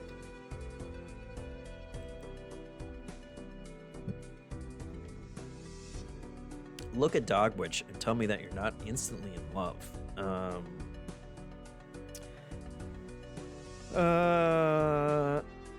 Mr. McGreevy says, yeah, let me get OP by stubbornly chasing one build. That's... Yeah, and then it's not... You don't even know if that's the build that you need, depending on which enemies come up. Also, it's slot machines, man. You can't control which... Unless it's slots and daggers, you can't control which slot you're ending up on. I'm making it take longer. Dogwitch. I like. It's very cute. It's a hard as butt dice building roguelike. The cool thing about it is you have your dice, and the dice are always the same. You basically have like 6 different categories of things. One does your wand, which does your wand attack. One is a spell book, which basically boosts how much damage up to 3 levels that your wand will do. So you want to get a couple of those so that your wand power is higher before you start using your wand. You got a summon, which is going to summon in a creature that fights with you, and a couple other ones, basically. But then you're changing those, like all the different roguelike stuff that you get in the engine building is you'll get a different type of summon. So when you roll the summon, you're getting a different... oh, see, Northern Lion is on there. He likes it. Everybody likes it. Who doesn't? And you can actually get Northern Lion's face as well as one of the witches. But so there is a bunch of build variety. Even though you only have to worry about those, 6 categories of what you're doing. Enemies, super goofy and different, and I really love that. It's just, the game is hard. The game is surprisingly hard. Enemies do a ton of damage to you, and if you're rolling dice, so if you don't roll the right thing, you can get hosed pretty fast. But the humor of it, and relatively short runs has kept me coming back to it. So Infinite Soup says, Jeff'm, this is more games than I have played this year, let alone just roguelikes. It's been a brutal year. Dogwitch?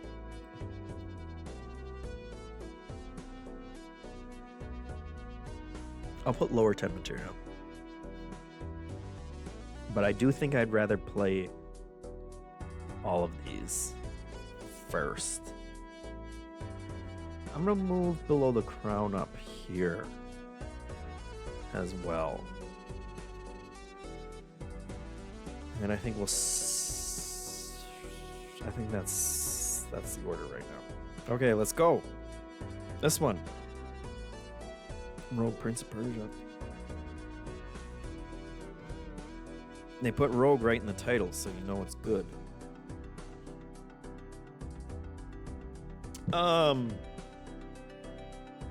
Yeah, Prince of Persia, but a roguelike. Some emphasis on platforming. I didn't love the platforming. I like the combat. Combat feels good. Platforming, I didn't really love.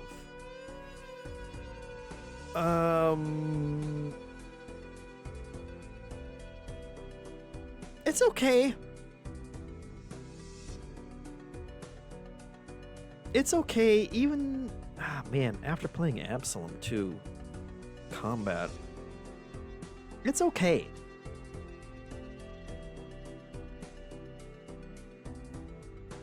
It's okay? I have to stop saying that. It's okay, and I would put it probably...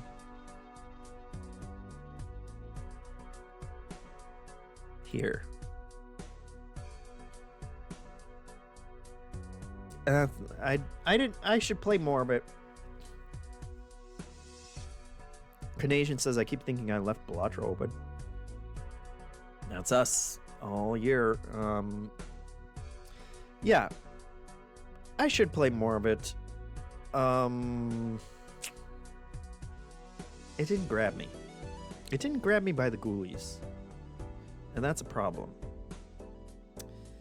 Let's go. We don't have time to ruminate on it anymore because we're gonna go do this one. Undermine 2. Undermine 2.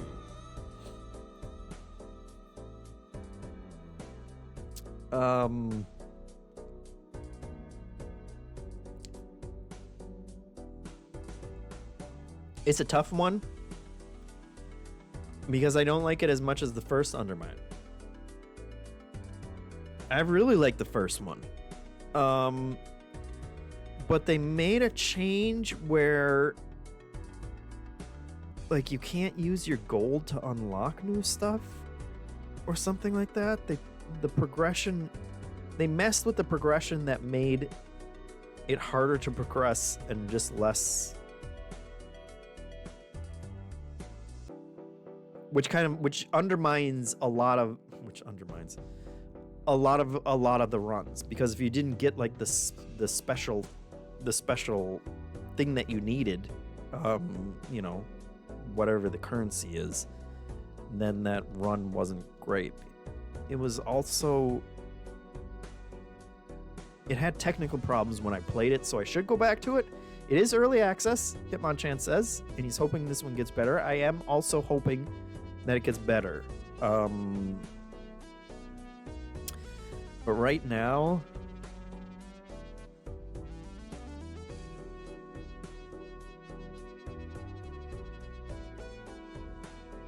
well, this is an interesting one because I feel like if I go by the metric of do I want to play it now, I kind of want to play it just to see if it has gotten better.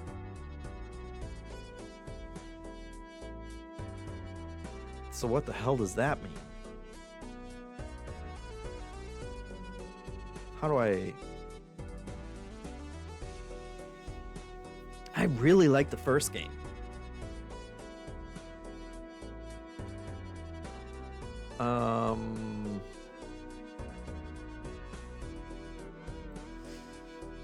I'm gonna put it at the top of the Crusty Bubblers. I'm putting it at the top of the Crusty Bubblers, knowing that there's no way in hell. Like we're gonna have more stuff's gonna get pushed down into the bubblers. We're gonna bubble down instead of bubbling up. Let's go. We gotta keep going. We're gonna do nights in tight places. Nights in tight places.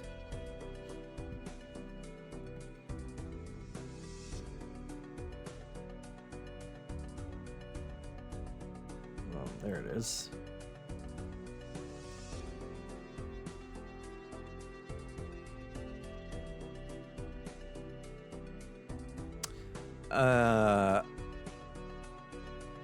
I didn't play a ton of it, and I don't remember a damn thing about it.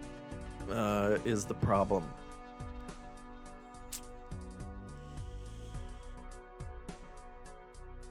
Yeah, even looking at it, I feel like it's probably because I didn't play a ton of it, but it was very straightforward in terms of like, well, now I'm going to do this attack, and now I'm going to move here, and then I'm going to do this attack, because those are the only things that I have. So, not fair, but also didn't grab me. Mr. McGreevy says didn't hit me like the first did, and didn't love the new additions. Well, that guy's... Yeah. I'm gonna say thanks for playing, and I would rather play more Flickshot Rogues. Would I?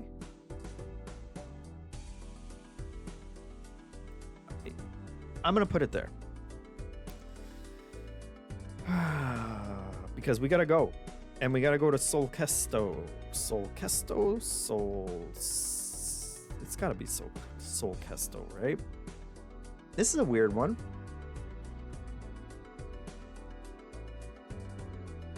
Look at this freak stuff that's going on. Yeah, this one's cool because you are essentially... I've never seen a roguelike like this one, because in the gameplay here, you can only pick the floor, and then you're randomly gonna show up on one of those 4 places.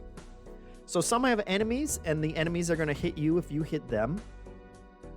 You obviously want to land on the treasure ones. So let's see. Okay, so like for here, if you pick this row, the strawberry is gonna give you health back, but these 2 guys would do 3 damage. The crab would also do 3 damage. So you got a 75% chance that you're gonna take 3 damage, unless you have, like, sometimes you have shields and whatnot. Shields that will negate a certain amount of damage. So you can look at some 50% chance up here, and so you're kind of, you're looking through and you're playing the odds of like, which of these rows can I go into that's going to give me the best chance. Miss Adventureland with the sub, thank you very much, puts us at an even 80%. We are only 20% of the way away from bonus overflow. So it's all just kind of balancing your odds of like which row would be good. These, you know, he's strong enough or has enough defense or whatever that even these guys, he can just steamroll them and he doesn't have to worry about getting hit by him. Magic takes different kinds of attacks. Sometimes you'll have an enemy that will flip. He'll like flip from like he's dangerous, he's not dangerous each turn. So you're trying to like figure that in, like, okay, I'll go in this row because I got only a 25% chance that I'll get hit, and then he'll be flipped, and so then I can go in that row and not worry about it. And it's just a fun little puzzly management type system. And then you have certain abilities. You have like, this is your ability where it's like, it depends on the character, but sometimes it'll be like, okay, choose a column instead. And so it'll be like, okay, I'll choose this column because it's got 2 treasure chests and I don't have to worry about, you know, the little magic guy or whatever. Pelayon was asking about Diceomancer, and surprised that it's not on the list, but he answered his own question that was 2024. Otherwise it would have been way up there. So Soul Kesto, super cool art style, weird as all get out. You got all these different upgrades that you're buying, which include a bunch of different enemies and things like that. I'm gonna put this one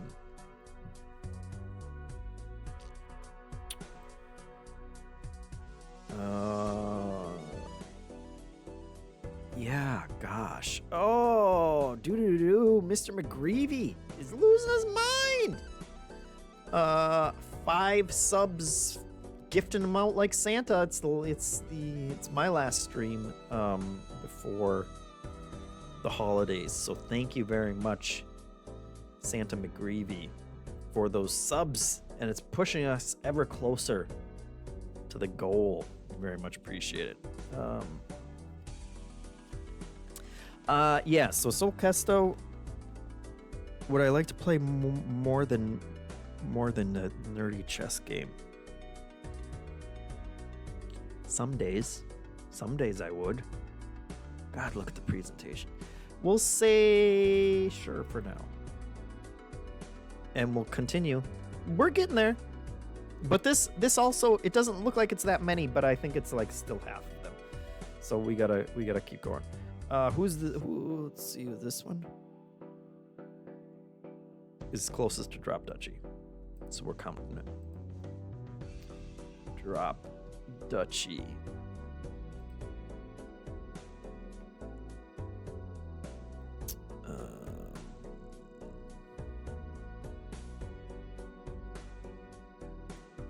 There we go. Oh, they got a north expansion that I haven't even seen. Drop Duchy is cool because it's basically kind of like Tetris, but village building. So you're getting your little polyomino pieces over here. Oh, that's not the greatest example. And you're gonna say, okay, well, I'm gonna put the mountain so that it connects to all these mountains because my mine here is gonna get, you know, a certain amount of resources for every mountain that it's connected to. And so it's a spatial kind of city building-esque puzzle, but in a Tetris format. The combat is interesting because you'll get enemy pieces that you also have to put into your well. And so you're trying to put them next to things that won't synergize with whatever their tile is. And then once you have them out, you go into this combat phase, which you can kind of see here. It's rock, paper, scissors. Basically, you choose the order that that combat is resolved in. So you'll say, well, my axes will be good against their swords, and I have more axes than they have swords. So I'll do that one first, which means I'll be left over with axes. And then I can move my axes and fight these sword guys down here, or I can merge them with my sword group, and whichever has the biggest group, my axes are gonna turn into more swords. So now I have a bunch of swords, and I'll go against their arrows because they're good against the arrow.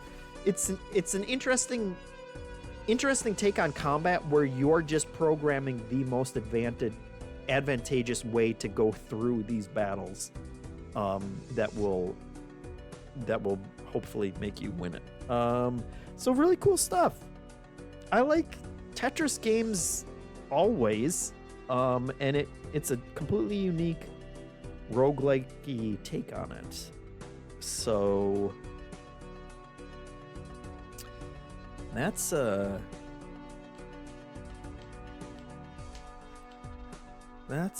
lower 10.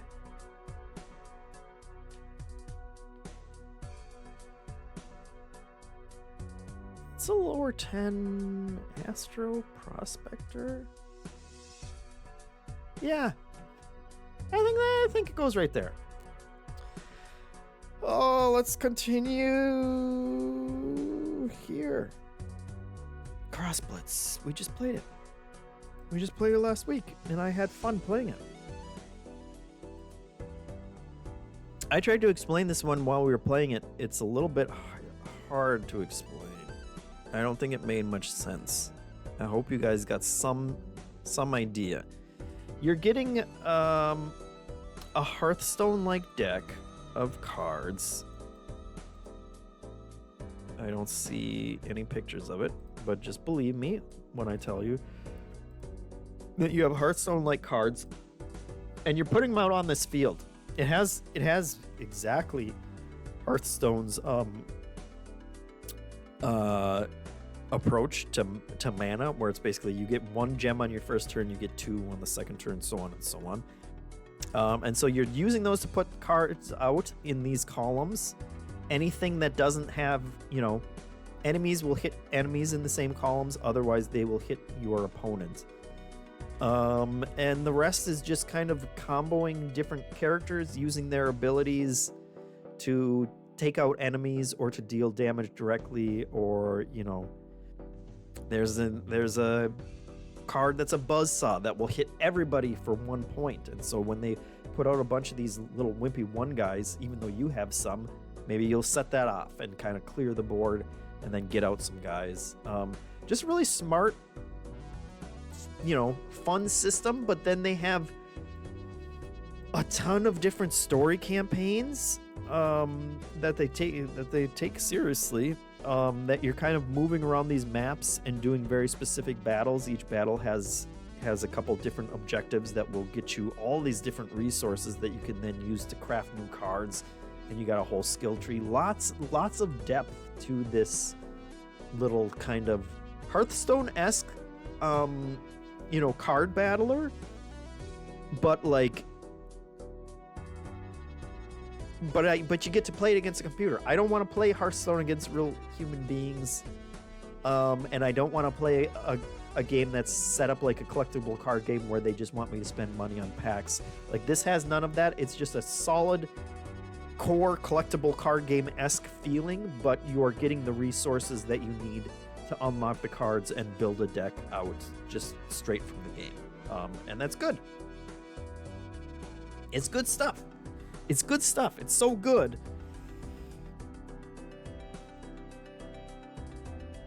God, this keeps getting harder. I'm going to put it right here. Personally, what I want to play right now, that's where it goes. And we continue. The expedition continues, guys. Misadventureland asks, have I gotten a chance to check out Death Howl? We just got codes for it today, so it's not going to be on here, but I'm looking forward to checking it out very soon. Zay Larino says, I just saw I have put 300 plus hours into He Is Coming, which is good stuff. Good stuff. Canadian says, is there a way to see what game he's currently talking about? The video is probably your best bet, but if you can't tell, yes, I do put whichever one I'm talking about, Canadian, I'm putting in the Dawn Folk position right now. Even though we're not talking about it yet, but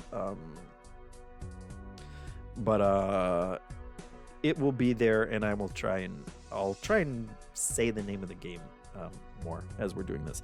All right, let's keep going as fast as we can because there's so many games, guys, and we still gotta order them. The King is Watching.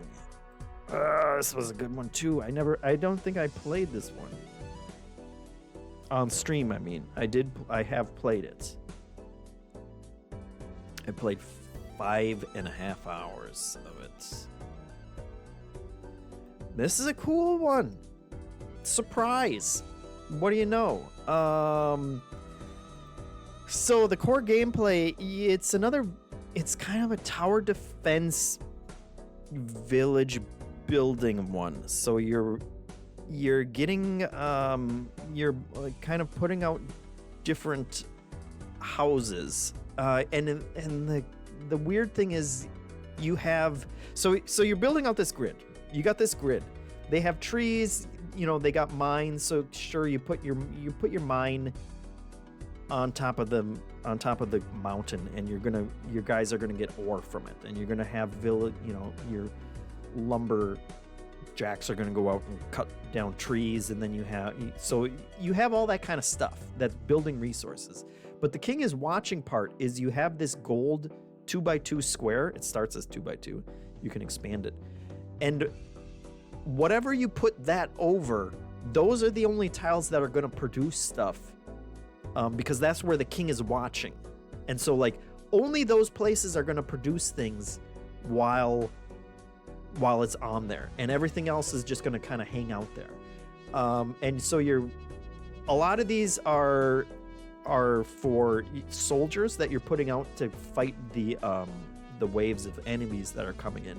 But you build out that kind of watching thing. You can see here it's actually 5 squares, and then you're moving it around and you're flipping it around and figuring out, and so it just adds another spatial layer of well, I'm gonna put that mine actually up here next to the 2 trees because it's also next to a wheat field. So if I position it this way, then I'm making all 3 resources which I need to unlock the mage tower or whatever.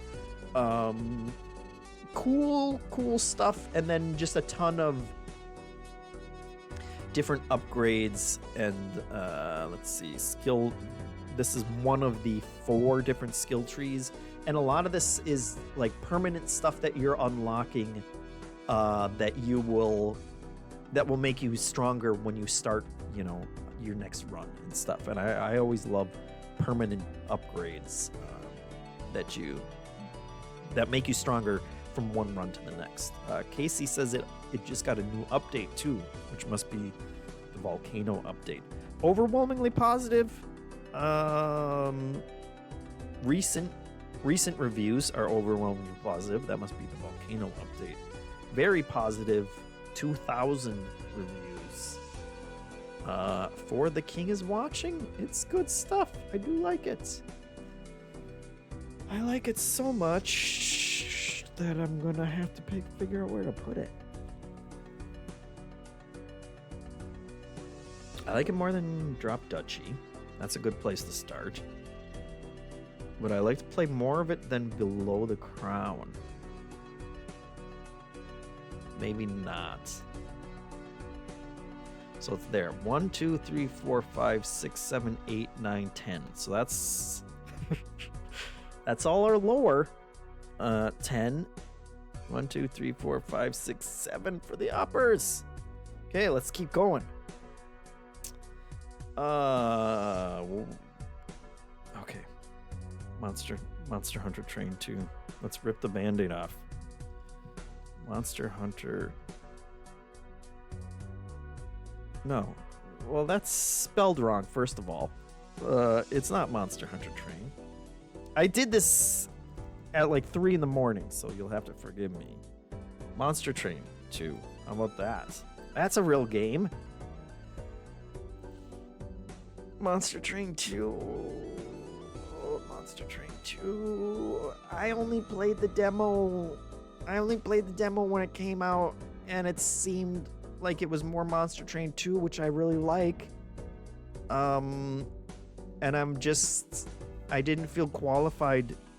Every time I sat down and I was going to play it, I felt like I wouldn't know what the difference was, so how am I going to talk about it on the show if I can't even talk about what's new or different about it? And that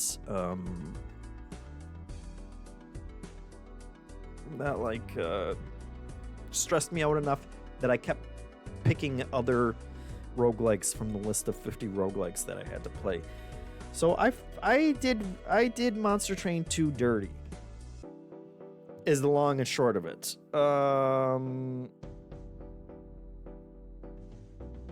Zaylarino says, I really like Monster Train 2, but I really dislike the art style, so stopped after 5 to 10 hours. Monster Train did not vibe with me, Casey said. Mad Knight Posh says, it's my number 2 game of the year. 5 brand new awesome factions. I definitely want to play more. I have always liked Monster Train. I liked Monster Train before I finally started liking Slay the Spire. And it's the train mechanism, which we don't have a good shot of, but it's basically all the different levels are stacked on top of each other, and you fight all the enemies of one group, at one time. They come in waves, and they'll fight the guys that are on the bottom for one turn, and then they move to the next level. So you have to kind of space out your guys and try and get them all before they get to the top. It makes no sense as a train, because the trains usually aren't just the engine stacked, all the trains stacked on top of the engine. It makes sense visually it makes it much easier to, like layout wise, UI wise. Rich is here, subscribing with Prime for 32 months.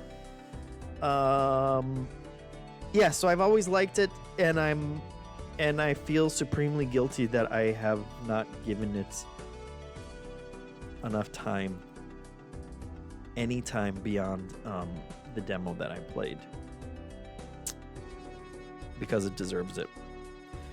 So Monster Train 2 should go in a special category of I feel bad. I'm gonna put it here because I just haven't. It's because I haven't played enough. It's me. It's me, not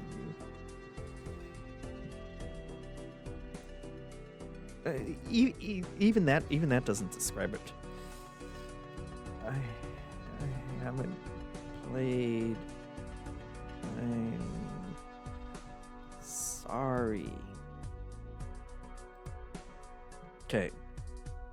My forgiveness. Rich is giving out more subs. We're at 83%, guys. 249 out of 300. We're getting best rogue game you didn't play. Yeah, and I think we kept it in the running for that yesterday. Spoilers. I should stop talking about what we've recorded that isn't out yet. But anyway, it's good. I do really like the format of it. And I want to play more for sure. Rich says, I'm hiding in a corner at the company on-site meeting. They're gonna make me do work, Jeff. Help me.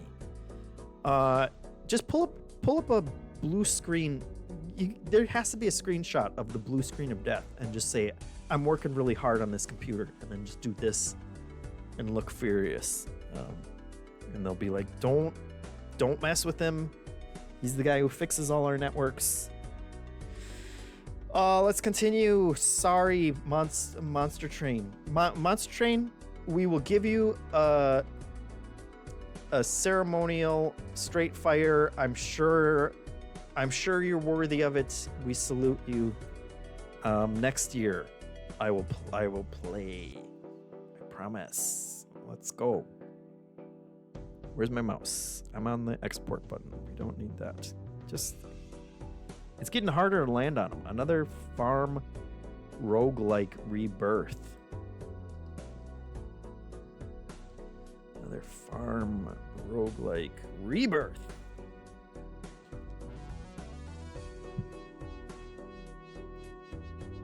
Did you guys see that? Here, let me restart the video for you. Here.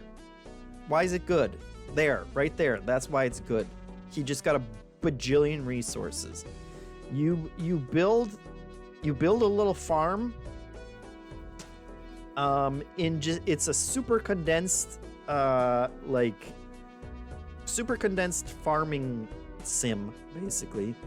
But you don't control a character. You just put stuff out with your mouse, and then trigger it all the next day because stuff grows super fast because it's this very condensed take on a roguelike, and then you get a bunch of passive abilities that kind of help shape your run, and it's good stuff. I enjoyed it. I haven't played a ton of it, but a farming game that you can do like a full run in a half an hour or an hour or whatever, and just get a bunch of crops every turn because you only have 5 turns or whatever. It's good. It's good. It's good stuff. What the hell do you want from me? Another farm roguelike rebirth.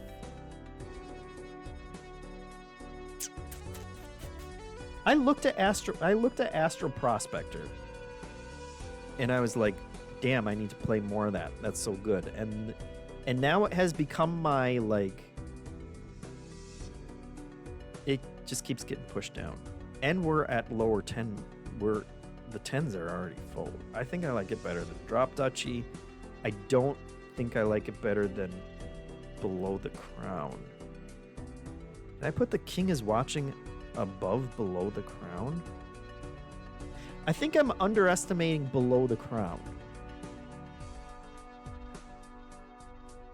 I'm way underestimating Below the Crown, and I'm gonna move it.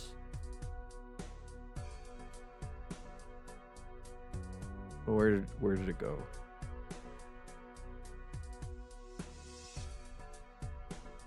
Did you guys just see that? Did Below the Crown just disappear from life? Where the hell? Oh, no, it's okay. It went there. I don't know how I missed that. All right. Yes, that's where Below the Crown should be right now.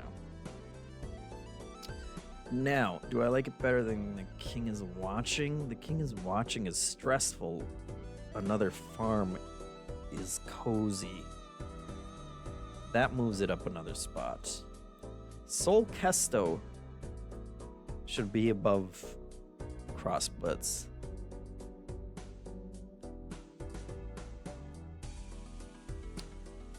Another farm roguelike above Crossblitz. I want to play more I want to play more farming. Okay. There we are. Mad Knight Posh says Halls of Torment Oh, yes. Rich asked about, did Halls of Torment make the list? It's... The 1.0 was this year, Rich? Are you kidding me? Are you kidding me? It told me it was 2024. When did 1.0 come out?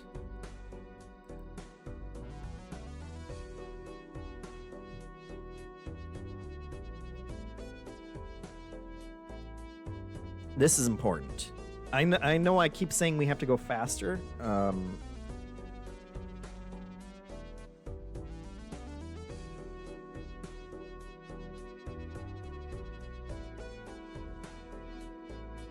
Rich, tell me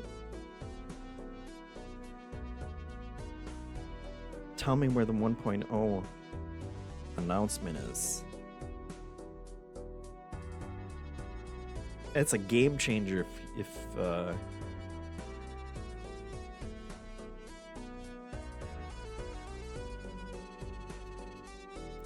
free updates. Hello, everyone.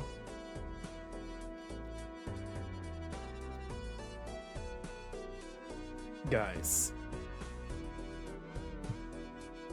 Okay, it didn't. Okay. It was 2024. All right, you almost torched this whole list, Rich. The Boglands DLC did come out this year, and if I had gotten to it, maybe I would do it. That game would be freaking top 3 for sure. It's all I want to play. It's completely screwed my Expedition 33 return. That I was going to get through that game, and then the Pope yelled at me, and it got messy.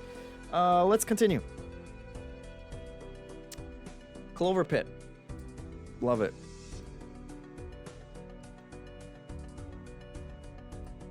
Got a hard mode update, apparently. Clover Pit. Another slot machine roguelike. They're all over the place. No slot machine roguelike has been as good as Luck Be a Landlord. I will say that. If the designer is still here, I don't know if you are. Don't blame you if you're not. But they all pale in comparison. This one is cool. I enjoyed my time with it. 8 hours. 8.5 hours. Like the aesthetic. The PS1 kind of visuals. Fun kind of focused take on doing a slot machine where there are very specific things that you have to do in order to progress and kind of get the, quote unquote good ending. I don't love the memory card system there that you saw super briefly. You unlock these memory cards, but they're one-time use things. So you have to get more of them if you want to try and do that challenge again. Don't love that. Ultimately, I played through it. There may be like another super secret ending that I haven't gotten to, but I kind of feel done with it. I'm gonna say...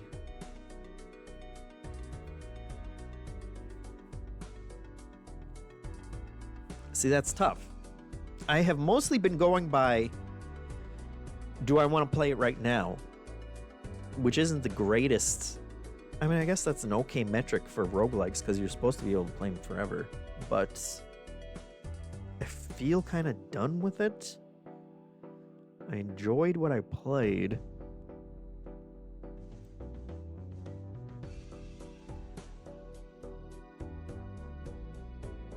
I think behind Below the Crown but above another farm roguelike I feel okay with. That gives it its due.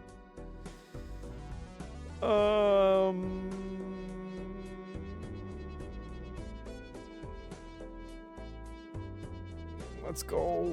4 o'clock. Good lord. Die in the dungeon. I don't want to die in a dungeon, but you do because it's not that kind of die, folks. Die in the dungeon.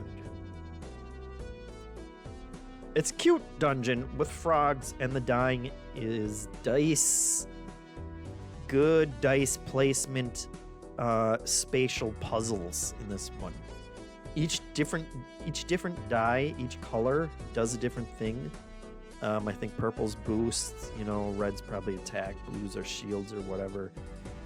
Each shape is, the numbers that it goes up to. Squares 6, and triangles are 4 and whatnot.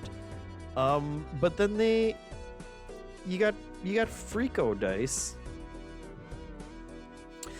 that will buff ones that they're next to or that they're 2 away from or things like that, and you're changing the individual faces on certain dice as well. So it's a really robust system. The enemies and characters are cute as all get out. I love Die in the Dungeon. It's really good.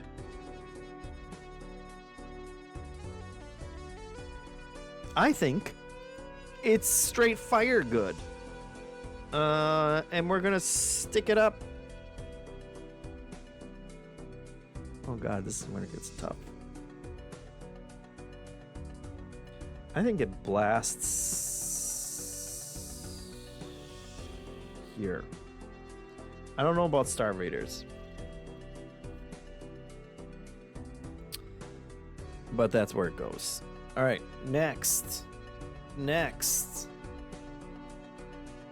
Subtle Noodle says, I absolutely loved Clover Pit right up until the point I beat it and have yet to boot it up again. That's exactly where I'm at. Crowboy says, console version of Halls of Torment came out in 2025. I think we won't count it because I definitely haven't been playing it on console, which is sad. Next, Nubby's Number Factory. Oh god, Nubby. It's been a while. Nubby's Number Factory. What a hideous looking pachinko style game. It's fun. It's cool. The real gameplay are the things up here. Yeah, look at all that crap going off up there. That's where your, Joker type power-ups show up. And otherwise, you're just hitting these balls. They're becoming more points every time they merge together. You got merging, you got balls exploding. It's good. It's good. I'm sure it probably has. I got 6.9 hours in it. It's probably had updates. Damn it, man. Where does Nubby go?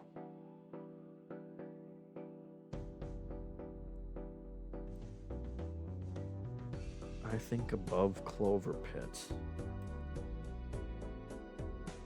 Below the Crown's doing a lot of lifting. That's like a very specific one in my brain that's burned into my brain. Nubby is a fun, barely think roguelike experience, Cher says. Yeah.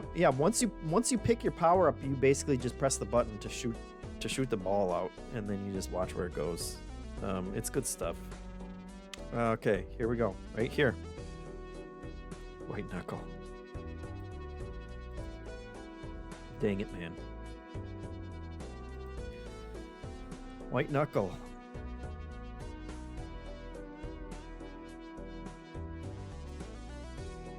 Brilliant climbing mechanism. Really freaks you out. Gives you vertigo when you're climbing around. You play as a pair of disembodied hands that each independently have stamina associated with them. And you're climbing around these liminal-esque environments that are just freaky. Look at that. This is Salignon. This has got to be Salignon. Unless it makes you sick, which very, very well could.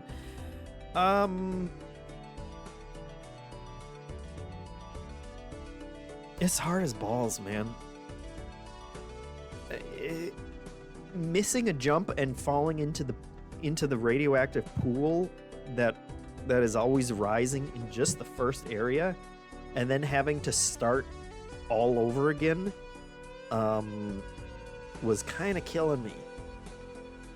You can put in cheat codes and turn that off, which I did, and I played for a while longer. It says I only have 3 hours in it, I guess.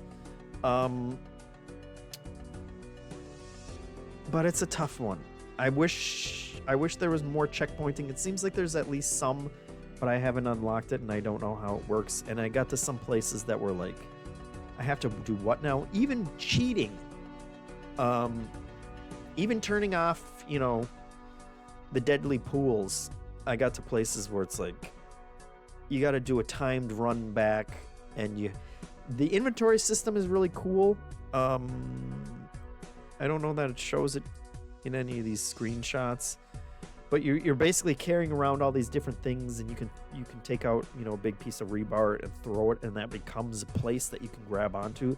But then there are places where you need to have those items, and I hope you brought them with you in order to get to the next part, and the stamina becomes stressful.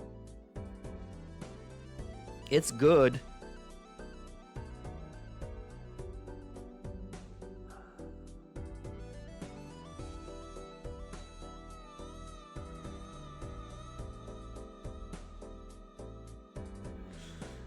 It's good, but for me, I think it's towards the bottom of the crusty bubblers, unfortunately. And if you love the game, I don't fault you for being mad at me, because I'm sure it just keeps getting cooler and cooler. And I really dig. I have fallen in love with games that kind of give you creepy liminal kind of environments to explore, and that one's very cool. But everybody's saying how difficult it is, and it's just too much for me. We continue. The expedition continues. 427. I guess we're going ball pit. Type it in fast. Ball pit. Yeah, what can I say about ball pit? It's freaking amazing. Oh, that's you can hardly see the video because that's not the one. That's not the one. This is the one. This is the one. 50 unique balls, 60 unique balls, 446 unique. What? I don't know. There's so many different ball combinations. You can merge them together. You can evolve them. There's some bullet hell stuff going on. Some great meta progression that I wish more Survivor-like games did, where it's like every level that you beat, every character that you beat a level with, basically gives you a small buff. So you beat a level, and then you're unlocking all these different characters. And if you keep replaying that level and you beat it with every single character, each one that you do gives you, slight boost of attack to every character.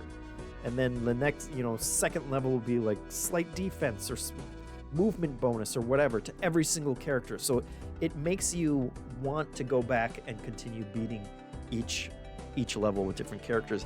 Characters are crazy. Some crazy different types of characters. One character is just two characters and they both shoot balls out, and you control both their crosshairs at the same time because they're mirrored.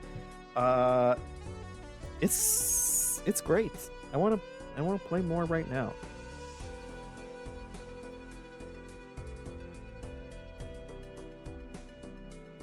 Man, I think that's going all the way up to number 4. He is coming. I really just want to play more. I've enjoyed a lot of it, but I want to. But part of it is I just want to play more.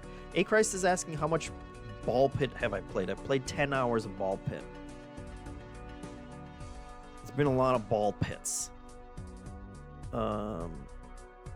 Horror Later says the He Is Coming asynchronous PvP mode is great. That's interesting. It's interesting. It's interesting to hear that.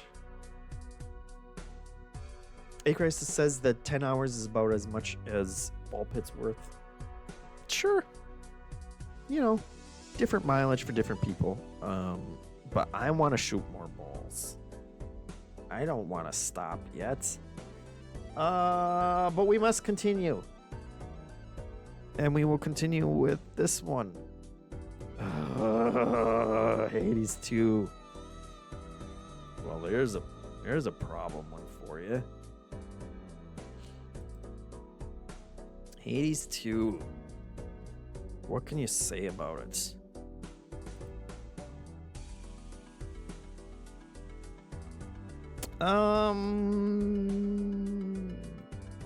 It's a fire. It's another. Hitmonchan says, can you get your total roguelike playtime? That's a good question. I played 50 of them.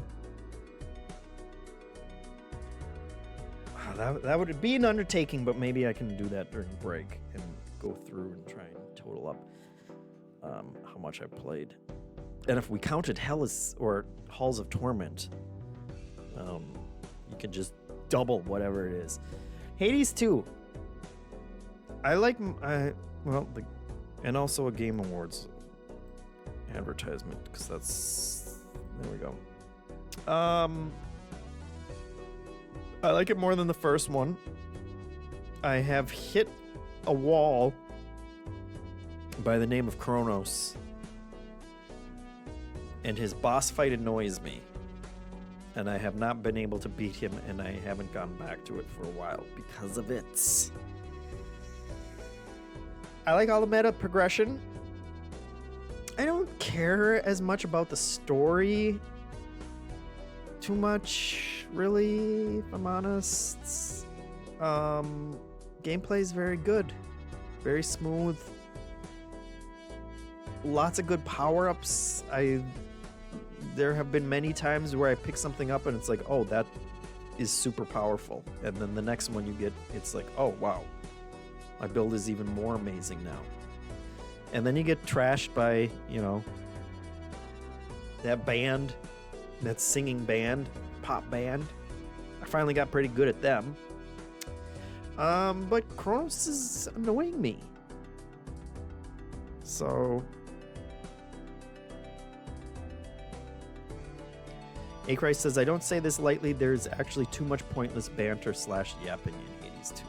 Yeah, and I always feel like I should talk to them, and I just got to the point, you get back and it's like, okay, talk to everybody.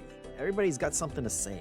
And I feel motivated to do it, and I never feel like it was the right choice afterwards. I really like it. We'll put it in the top 10.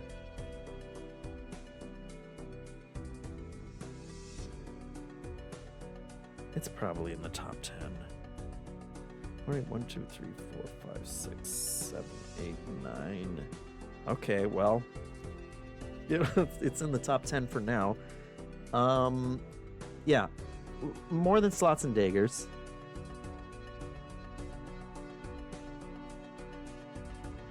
More than Deep Rock Galactic. Maybe not, but maybe Die in the Dungeon has to come down.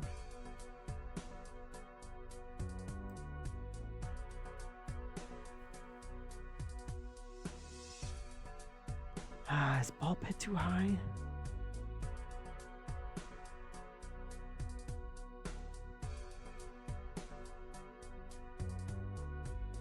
He's Coming is... it's hard to tell how much of it is conceptual. And if I just played more, would that one drop more? But everything that I play, I've really liked so far.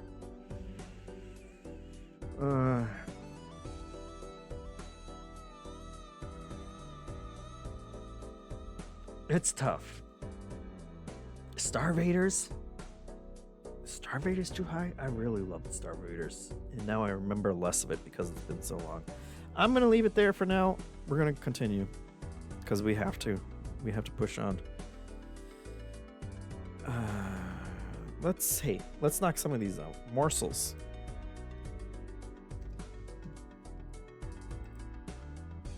Morsels is one of the coolest creative looking roguelikes that I don't want to play anymore, because it's hard and obtuse and really easy for a run to just come to a crashing halt, and I don't think I get it. Sailorino says Morsels is my #1 game of the year in terms of art and music. Totally see that. Super cool. That's kind of feeding some of my disappointment. Because I want to enjoy it more. I want to enjoy it as much as I enjoy looking at it. And I don't. That makes me sad.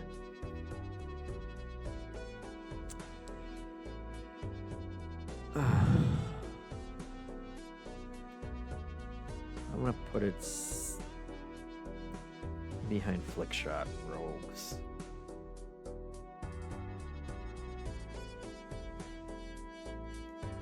And I don't think I can justify putting it anywhere else. Zailorino says I put 4 hours in and uninstalled it yesterday. Yeah. You know, maybe they'll tweak it. Maybe it's exactly what they want it to be, and God bless them if it is. Maybe they'll tweak the gameplay a little. Who knows? We'll keep an eye on it. In the meantime, we are going to do this one right here. Moonlighter 2. Oh, God.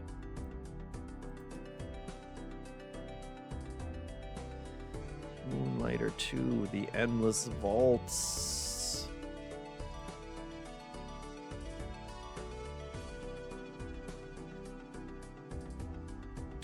Love Moonlighter. Another one of those games. Super love it.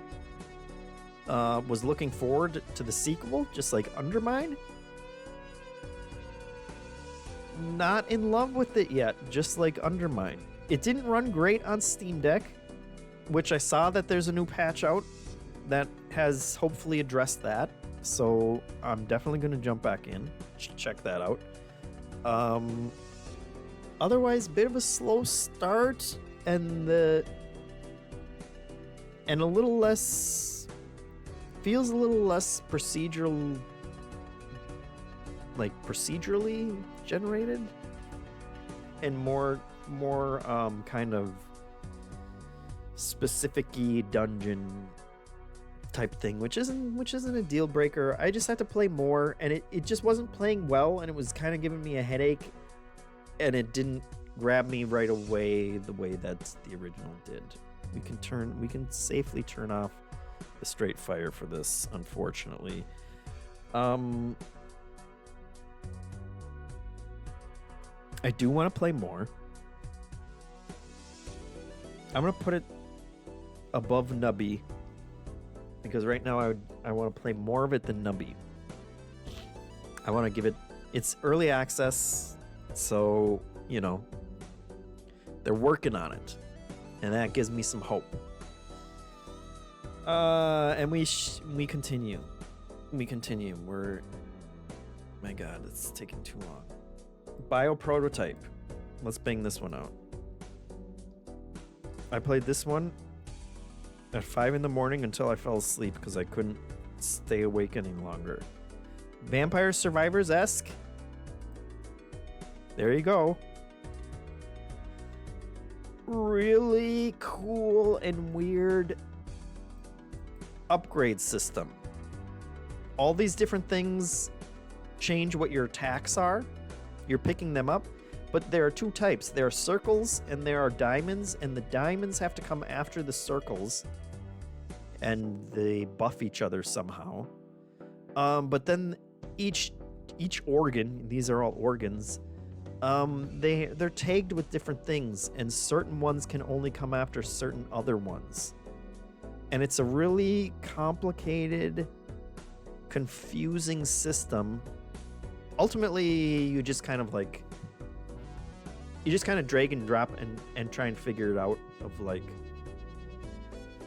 will it work? And there's a test where after you put it all together, you can go out and test and see if you're shooting better than you were before. But I'm a long way away from that picture where he's shooting 1,000 lasers out. I was shooting like 3 little bullets, and then I kept falling asleep, so I get hit. You can only get hit 3 times during a wave. It's all wave based, so it's not defeat a certain number of enemies or anything. It's like last 30 seconds.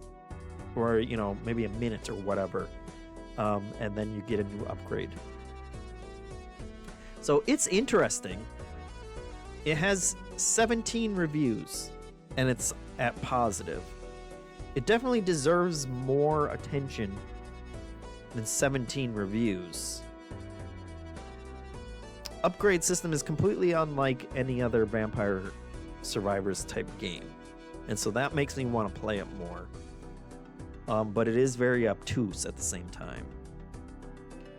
So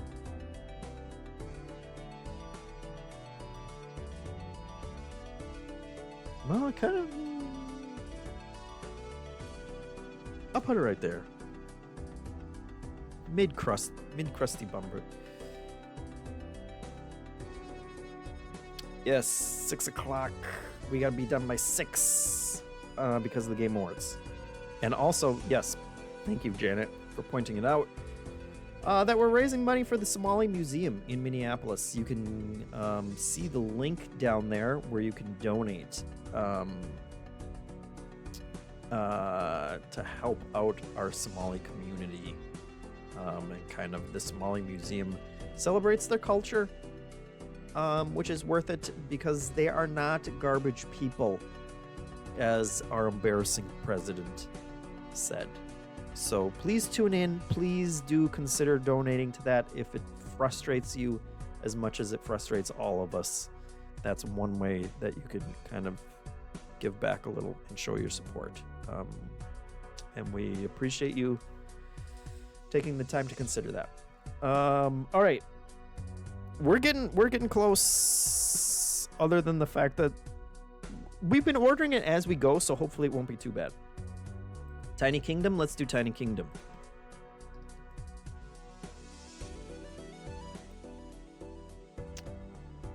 Tiny Kingdom. Yeah, Tiny Kingdom's a little cool.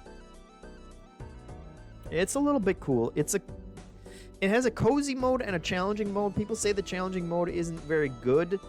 I only played the cozy mode so far, and you basically start with a little island. You get cards out that have these kind of, you know, polyomino shapes again. So you're building your island out, and then you're just putting out little lumber yards to get, you know, wood, and they're all kind of giving you different resources, which you're then using to buy new cards. You kind of have to spend money to get new cards to come out, and just build an island. It works very well as a cozy game to just kind of build an island.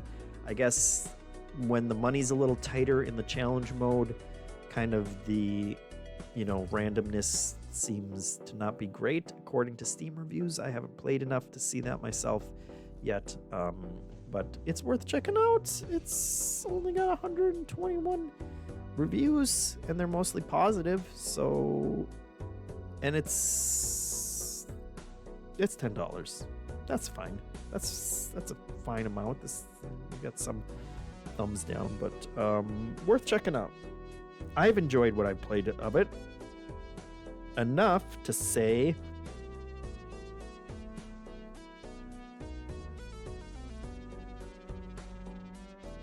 God.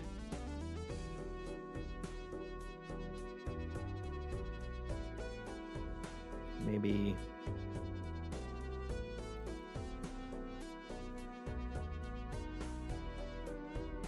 Maybe there. That's good enough. I'm sorry.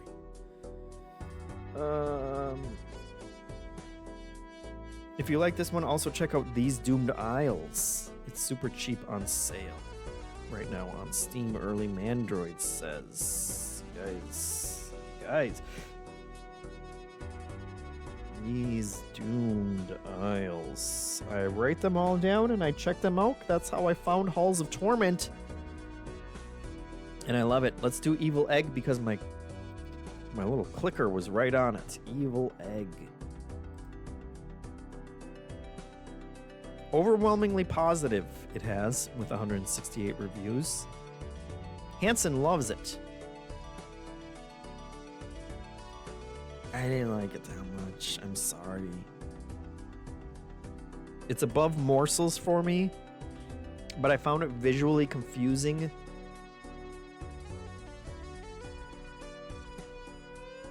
I'll put it above Flickshot Rogue. I do like the look of it, and I should play some more of it. It's also free, I think. I think it's just free. So go play it. That weirder says it's sick, and now he's sad. Yeah, just even just looking at this makes me want to give it some more time. The upgrades, it doesn't tell you what they're doing, so you got to kind of learn as you go. Or like some of the stuff that you're collecting, I was confused, and I couldn't really tell what the hell was happening on the screen. What was happening? I gotta play more. I'll put it above everything else other than Monster Train that I haven't played enough of. And then we'll go on and we'll do wordplay, I guess.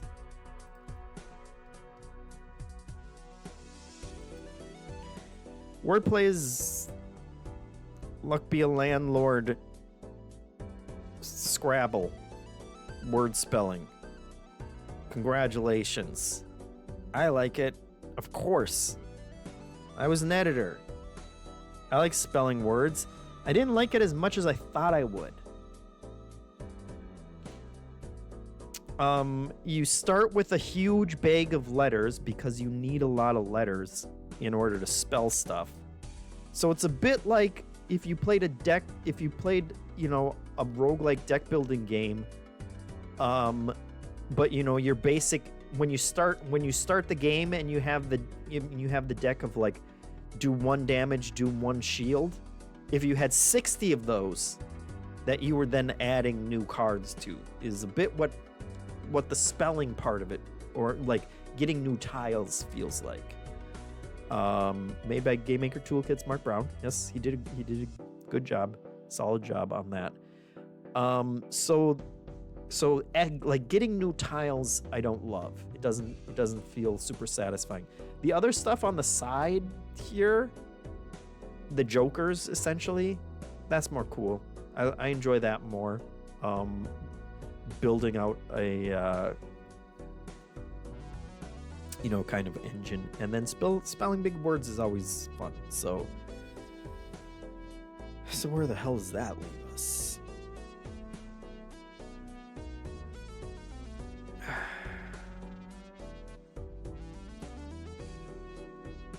God, the top of the lower 10? Are you kidding me? With those 5? It goes behind below the crown.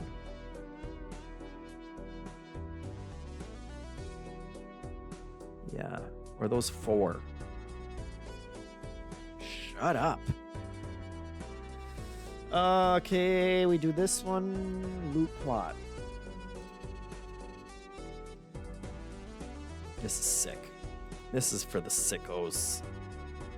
It's a game full of buttons that you're putting out. That's what you're doing. You're putting out all those little symbols, and then it's gonna go through. It's gonna go through, start from the bottom, and it's gonna tick off each one, and each one is gonna do something else. It's gonna, you know, this one's gonna do ×2 to your multiplier. Then this one's going to give you 10 coins for every whatever, and it's just going to go through, and it's going to get worse. Not Weirder said loot plot was too sicko for me based off the demo. It is.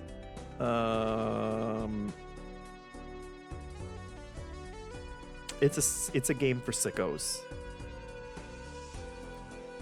No fluff, just building out sick. Look at this, disgusting. And this guy, he's got a negative 19 multiplier because he effed something up in here. You get negatives. Sometimes it's good to have negatives because some things will, turn negatives, will pop off when you get negatives. Horror Later said, loot plot demo made me feel dumb, like I can't hold all of this in my brain. It's for sickos.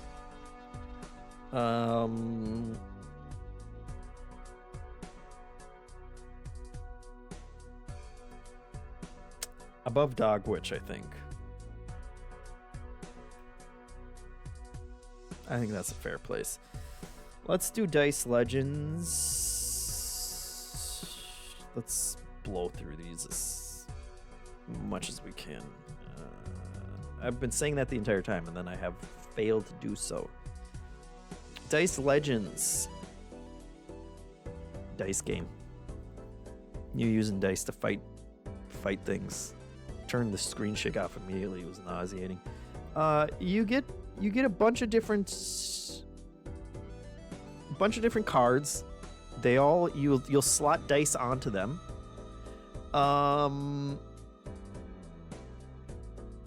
And depending on what the number is, you'll change different things. And that's good. That's nice classic approach. Several games do this. You'll go through a roguelike map. Like all these games have roguelike maps. The thing about it is, guys, these enemies, I don't know if you can see it. This guy's got 120 hit points. You have 100 hit points, and they'll do attacks that's like 40 freaking damage. It's another one of those games where it feels like you kind of have to spec into a build that's going to be good. Look at this. Look at this sicko. Can you guys see that? Can you guys see that? I don't think you can. These guys. This is your guy. You got two enemies that have 28 damage. Or 28 hit points. The boss has 180. And he's gonna put 30 shield on himself, and shields don't disappear from one turn to the next. So he's got 200 and 10 damage or 10 hit points that you gotta burn through a couple dice at a time. And then try and figure out how you're gonna negate 40 damage from him. It's just the numbers. It's a slog. It's a slog kind of dice-based rolling card game. So top of the lower 10 material. No, I'm just kidding. I didn't love it. I'm gonna put it above Morsels.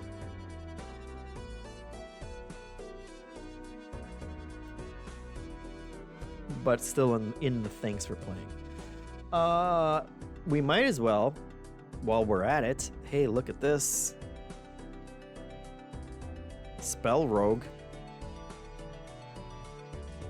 It's the same game, guys. But this one's better. I like this one more. Just copy and paste what I just said, and you'll see you get all these different types of cards. The cards are more satisfying. I think there's more variety in the different types of attacks that you can get. 350 different spells. What do you want? What do you want out of life if that's not enough for you? Different hero types, yes. Enemies, I don't remember getting as annoyed with them, but probably still somewhat. Some of these games, Shaunator says Dicey Dungeon be looking fancy these days. Yes, Shaunator. Except Dicey Dungeon is still the best one of them because it didn't do this kind of thing. It didn't do the thing where you know the boss has 100 hit points and it's just this grueling slog. At least I don't remember it doing that. Dicey Dungeons was nice and breezy and fun. And these games, Spell Rogue is better than Dice Legends, but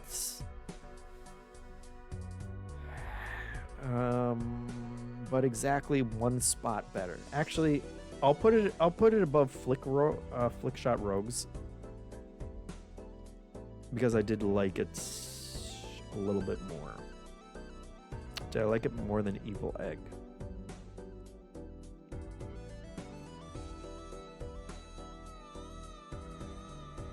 Maybe I like it more than Evil Egg too, if I'm being honest with myself.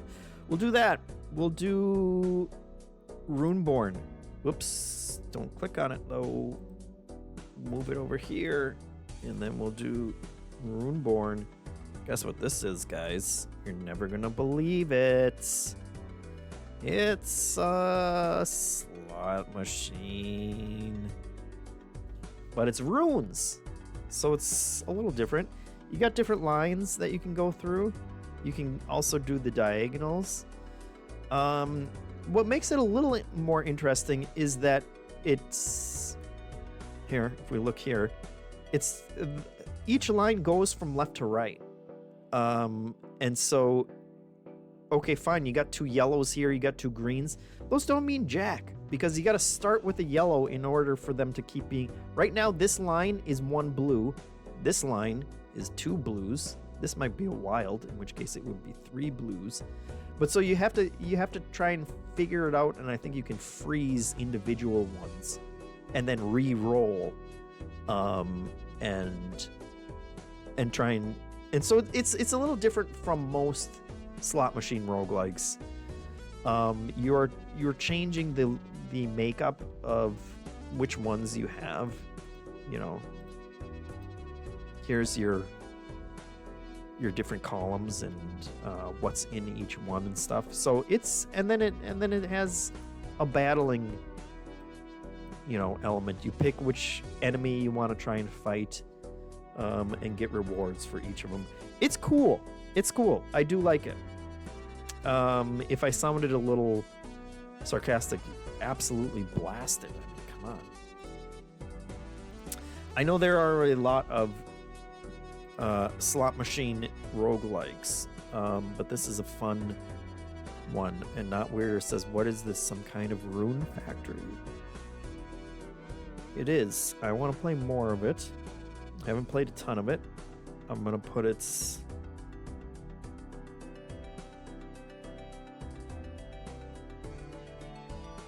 guys, honestly,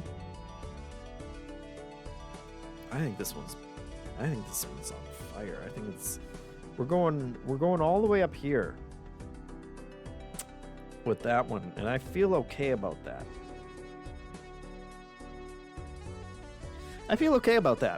And we're gonna keep going. A RuneScape. People are saying there's plenty of rune jokes and you can get out of it. Let's do Flocking Hell. While we're on the subject of puns, there are two games that have the word flocking in them. Can you believe it? Flocking Hell is the one that we want. This was based on an old Egyptian-themed game. I can't remember what the original game was called. It's a little bit Minesweeper and kind of village building, defense tower. There come the monsters. There be the monsters. So you start with an all-black place map. You're gonna click them out one tile at a time, uncover stuff. You're looking for these little villages. You'll build roads between the villages using sheep. And then once they're all connected, they'll start. Basically, as soon as you get them connected, they're gonna start building up population. Crowboy says I streamed this one. I completely forgot that I streamed it. Defense of the Oasis might be the name of Might be the one that it is based on. Yes, 100%. That was the game that I was trying to remember. Yes, direct inspiration for sure. So you're doing that. They're gonna build up an army. Basically, you'll know the order that the enemies are gonna attack them because they're gonna come out of these portals. And then they'll go through and they auto battle. And if you stop the bad guys before they raise all your villages, you'll win that little run. And then you'll do a bunch of different maps in order and a bunch of different runs. And there are a bunch of different unlockables, different cards that you get that give you, you know, boosts of various sorts. And it's a really wonderful, underappreciated 41 reviews little strategy roguelike game that I do like a lot. So let's give it its due. This is impossible. Who decided to do this? This was a mistake. How do you compare that to a Scrabble roguelike and a slot machine roguelike and a chess roguelike? I think it's after chess, but before the Rune Factory. We've got Xenopurge is our next one. Xenopurge is such a smart design. I almost hate it. It's so smart. It's aliens. You're commanding the alien, you know, the Colonial Marines. They're your guys on the side here. You can see their profile and the information about what they do. They are completely autonomous. So they have a move. They have a way that they move. They'll have a melee. They'll have some kind of fight. They're programmed in terms of individually of what they're going to do and basically they'll priority one is searching for places. If they see a xenomorph or whatever I think they're just called xenos here, but we know what they are. If they see it, they'll attack it, and otherwise, and then they'll go back to searching, and you go through and give them commands of like, no, actually pick that up. That's your objective. Pick it up. No, get to the evac. But the way you're doing it is on this retro kind of display, and you're using arrows to go through and pick. Like there's an obtuseness to having to do it. If you want two guys to squat up, you pick like, okay, it's a movement command. It's squat up. I'm picking, Morse or Ripley or whoever, and then on the next menu I'm picking the person that I want them to pick. And so it's like 4 different things that you have to do when one person's getting attacked by an alien and you want the other guy to just get over there. It has that feeling of like you are the commander, you're typing on an old computer that's from the 80s even though you're supposed to be in the future, and you're sending them out. Design wise, it's just a basic little map like this. It's a bunch of boxes that little icons are going in between. Resource wise, it's a brilliant design, and you feel completely immersed in it. You feel like you're watching these little guys. You can see them over there. They're screaming when they're getting attacked. You can hear their shots going off over, it sounds like you're listening to it, over a radio and whatnot. Super cool. There are interstitial parts where you're in a first person, so it's not just like they completely cheaped out. It's like an aesthetic that works, but then you're also occasionally exploring your own ship. Really cool design. I don't know that it's not something I'm gonna play forever, I don't know how different builds can feel. but you're like recruiting new people. They're gonna die as they're going because it gets harder and harder. When you're trying to extract them, always you'll be amazed how tense you feel just watching a couple icons. If you can see, like, this is a guy. It's just a dot and it says D3 next to him because his name probably starts with D.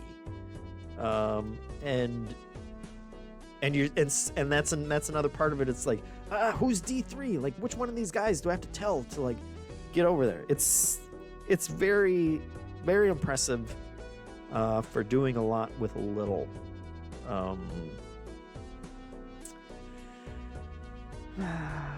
And now the part where I kill myself trying to figure out where the hell that goes.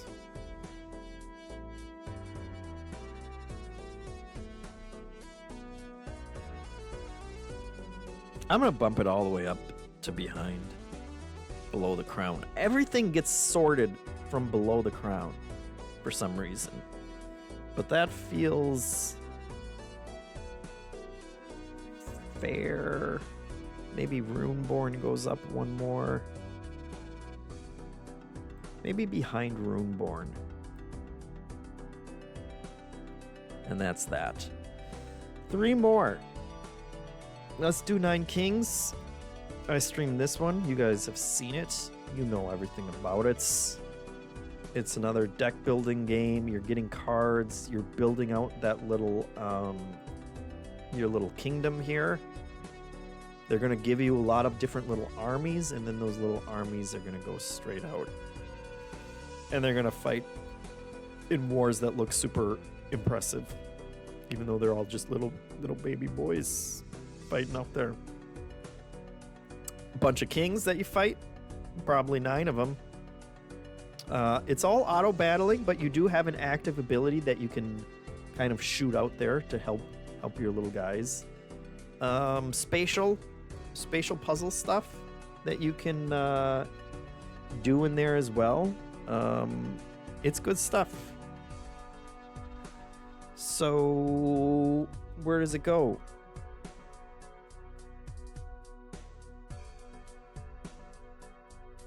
Oh, it goes really high. It goes maybe... It's going up here. It's going somewhere up here. I think it's going right there. And we just have to continue. We can't think about it any more than that. And let me send a quick text.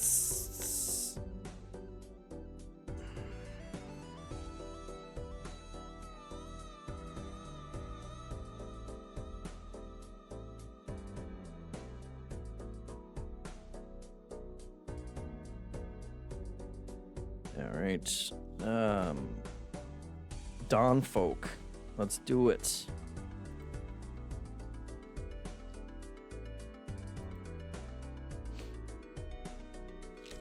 Dawn Folk.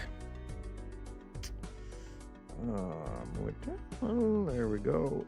Dawn Folk has a bunch of different modes, which I really liked about. It's building out little villages again. Little tiles. It's the fact that I don't remember a lot of it.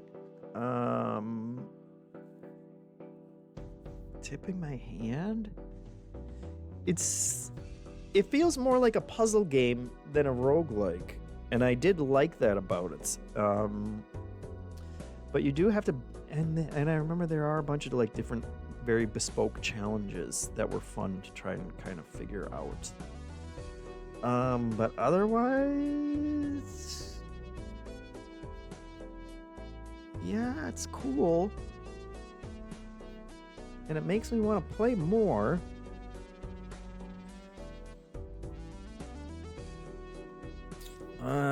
Where does that go? Where?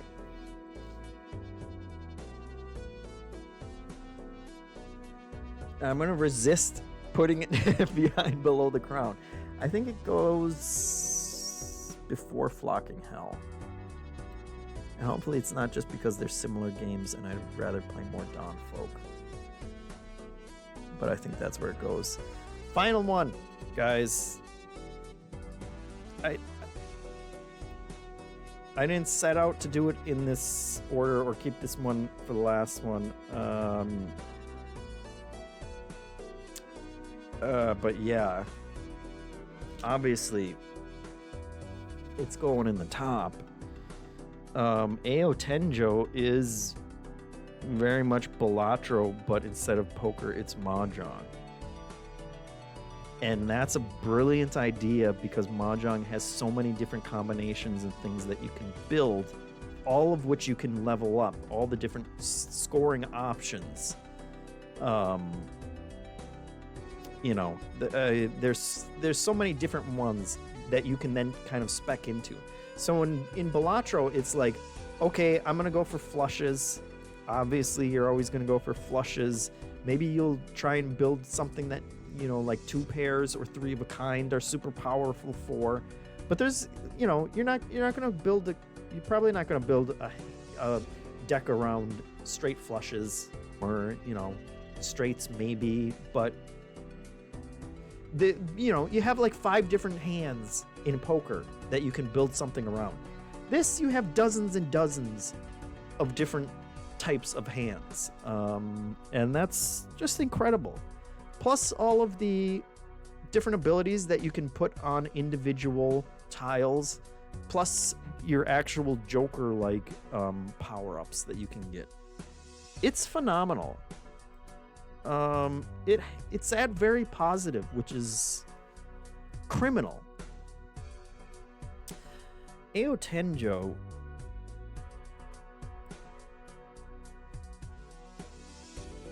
We gotta move it.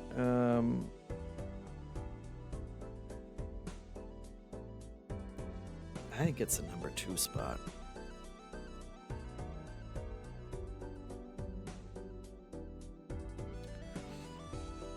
I think it's the number 2 spot. I'm gonna put it there for a hot sec.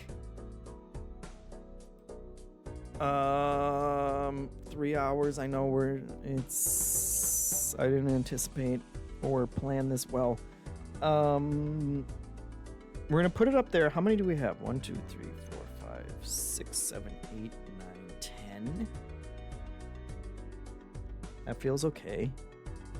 His stuff's gonna get murdered down here. Let's see. Merge Maestro versus Ao Tenjo.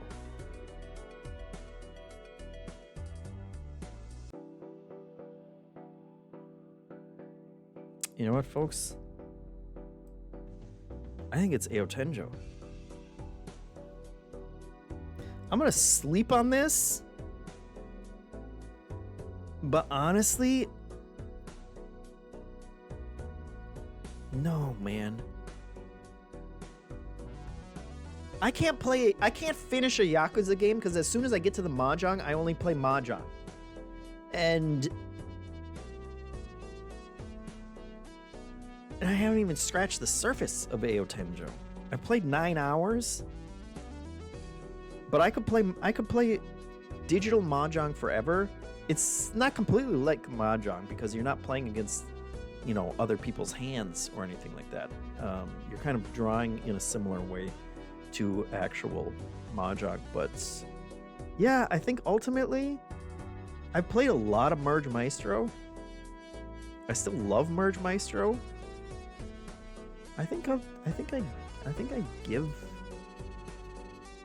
give it to Ao Tenjo. These two, Inventrix and Force Strike? No, I think I'm keeping it that way. I really like Inventrix too. These are all spatially puzzle roguelikes is my jam. I guess Ao Tenjo not so much. It's just Mahjong. Mahjong's in its own category. These two are spatially puzzle type games. Force Strike is amazing. He is coming. I do not feel bad about putting that high. Ball pits. Ball pit's awesome. I do like ball pit. Star Vaders is the tough one because I haven't played it for so long that I'm going off of memory. I'm gonna play more Star Vaders tonight or tomorrow and see how it stacks up to ball pit in my mind. But right now I'm okay with it. Deep Rock, yes. Hades 2, yes. How many is that? 1, 2, 3, 4, 5, 6, 7, 8, 9. 9 Kings is number 10.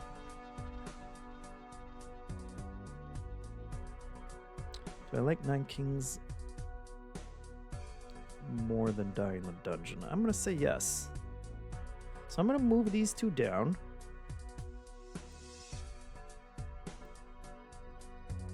In that order. And now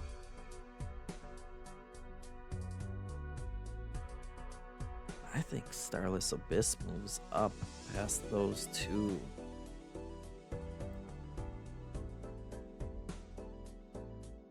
And honestly, I think Mega Bonk does too. I think these guys were getting the short strip. They got stuck in the lower 10 early. But they're pretty great.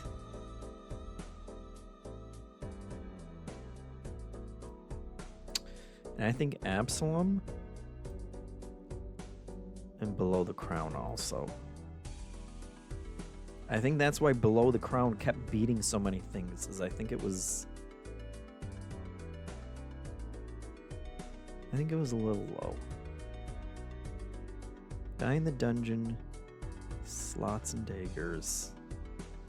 About how many is this? 1, 2, 3, 4, 5, 6, 7, 8, 9, 10.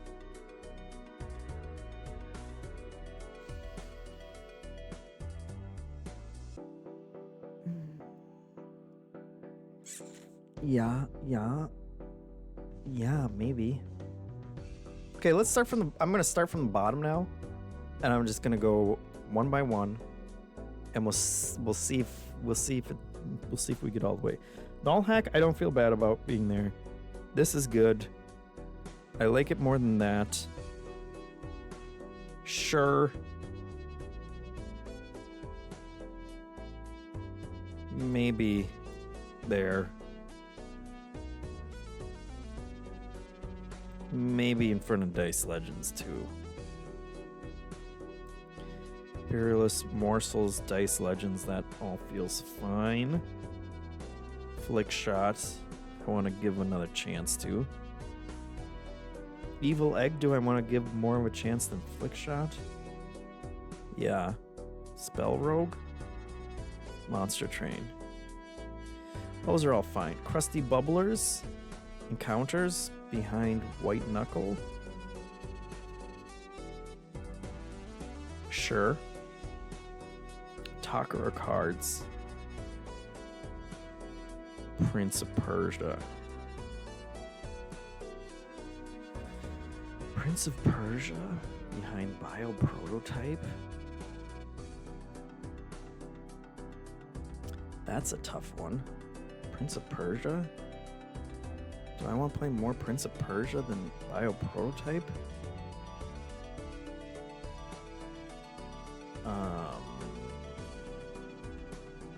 Yeah, I think I do. Do I therefore want to play more Takara cards? I think also. Tiny Kingdom is cozy. I want to give Sectori more of a chance. Do I want to give it more of a chance than Maze Mice? Maybe. Undermine? Undermine's in a good space. Dog Witch? Dog Witch more than Loot Plot. No, Loot Plot. Loot Plot more than Astro Prospector. I don't think so. Astral Prospector more than Drop Duchy, I think. More than the King is watching? Maybe. Well, that jumped in front of Cross Blitz too. Which I think is okay, actually. Drop Duchy more than King is watching? No. King is watching more than Cross Blitz? This is riveting. Don't tell me it's not. I know you're all hanging on the edge of your seat. King is watching. I'd rather play more Cross Blitz. Sol Kesto, I think, is in a good spot there, above Astro. More than Farming and Clover Pit, actually. Maybe more than Nubby.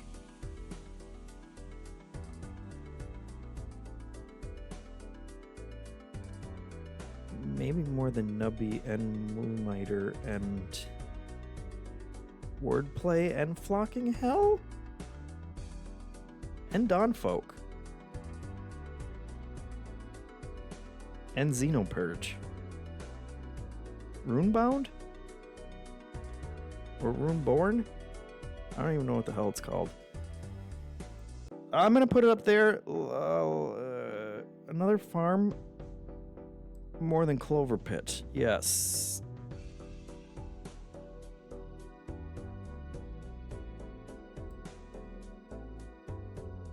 Another farm more than Nubby? No.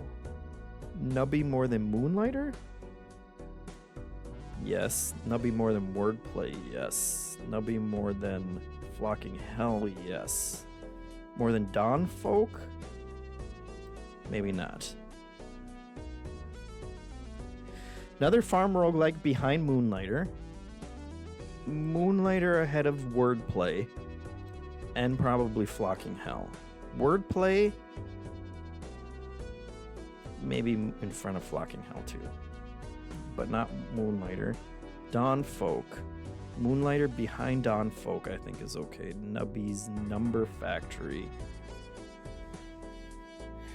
This is where our brains break, guys. Crowboy says you got 114 people watching you make this list. I'm sorry, it's not more. We gotta lock in. Dawnfolk. Do I want to play more Dawnfolk than Nubby? I don't think so. Nubby more than Xenopurge? Actually, kind of, yes.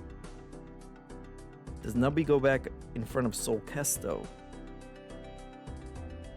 I don't think so. Runeborn. Sol Kesto more than Runeborn? Sol Kesto more than Runeborn? I don't think so, but also Slots and Daggers, maybe. I really like Slots and Daggers, but I kind of think I'm over it. Okay, how many is this? 1, 2, 3, 4, 5, 6, 7, 8, 9, 10.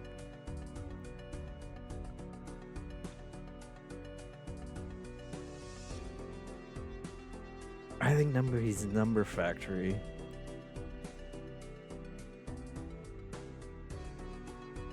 I think I'm okay with that. Die in the Dungeon behind Below the Crown. Yes, Below the Crown behind Absalom.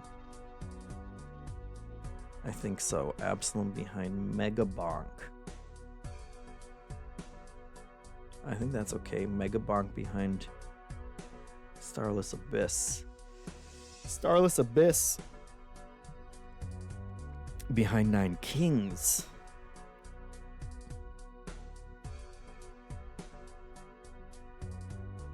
Nine Kings. No. No, I don't think it is.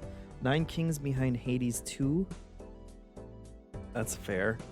Hades 2 behind Deep Rock. Yeah. Deep Rock behind Starvaders. Starvaders is the one that's... I have to play more Star Raiders. I remember being completely smitten with this, and I have to go back and play more. It had good combos.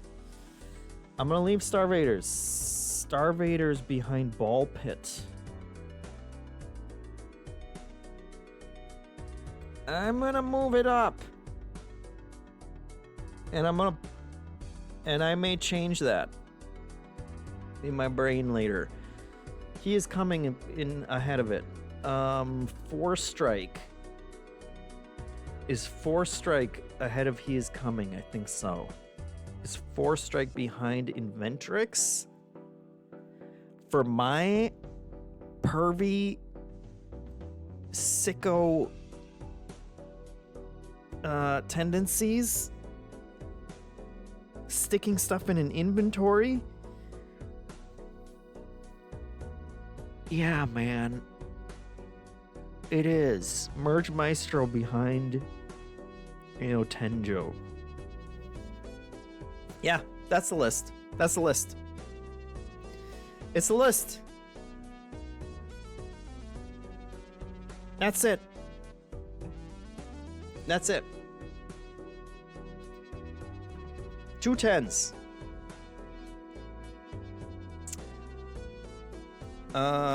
This is it. Ao Tenjo. Infinite Hands. Number 1 roguelike. Merge Maestro. Number 2. Inventrix. Number 3. 4 strike. Heck yeah. Number 4, I guess. He is coming. When I play that game, I am. Star Raiders, number 6. I apologize. We've been streaming too long. Ball Pits, number 7. Deep Rock Galactic Survivors, number 8. Hades 2, number 9, and 9 Kings, rounding out the upper 10. Bottom 10, Starless Abyss. I don't feel bad about that at all. Good spot. Mega Bonk. Number 12. Absalom. 13. Below the Crown. Was a contender. Couldn't. Lots of stuff fell behind that. Die in the Dungeon is great. Everybody should play it. Number 15. Runeborn. I like my slot machines. Soul Kesto, number 17. Nubby. Hey, good for you, Nubby. I didn't know if you'd make it, but I still like you. Slots and Daggers as well. Got the juice for the top 20. And Xenopurge. What a nice little compact design. That's it, folks. I feel good about it. I'm going to Star Raiders needs an S. Yes, it does. There we go. I want to play more Star Raiders, and I'm going to gut check myself again. But I feel pretty damn good about that, and I feel pretty damn good about 2025 as a year for roguelikes. Get out of here. It's nuts. The variety on this list, folks. You got a little bit of everything. You got a lot of different stuff. Thank you for watching. Thanks for the subs throughout the year. Thanks for watching all 10 of those roguelike streams. I will, of course, keep playing them. We got to play the Death Howl now. That just came out. Good stuff. Tune in for the real 210s. Coming up this weekend, if you're Backstage Pass, watch tonight our Video Game Awards show, or we're streaming it, reacting to Jeff Keighley's Video Game Awards show. And please do support our charity drive for the Somali Museum, because they deserve it, and it'll warm our hearts, and it will warm your heart to know that you're doing good for them. So thanks for watching. I guess, yeah, well, we'll send you off for a little bit, but make sure you come back. You have to promise to come back, okay? Go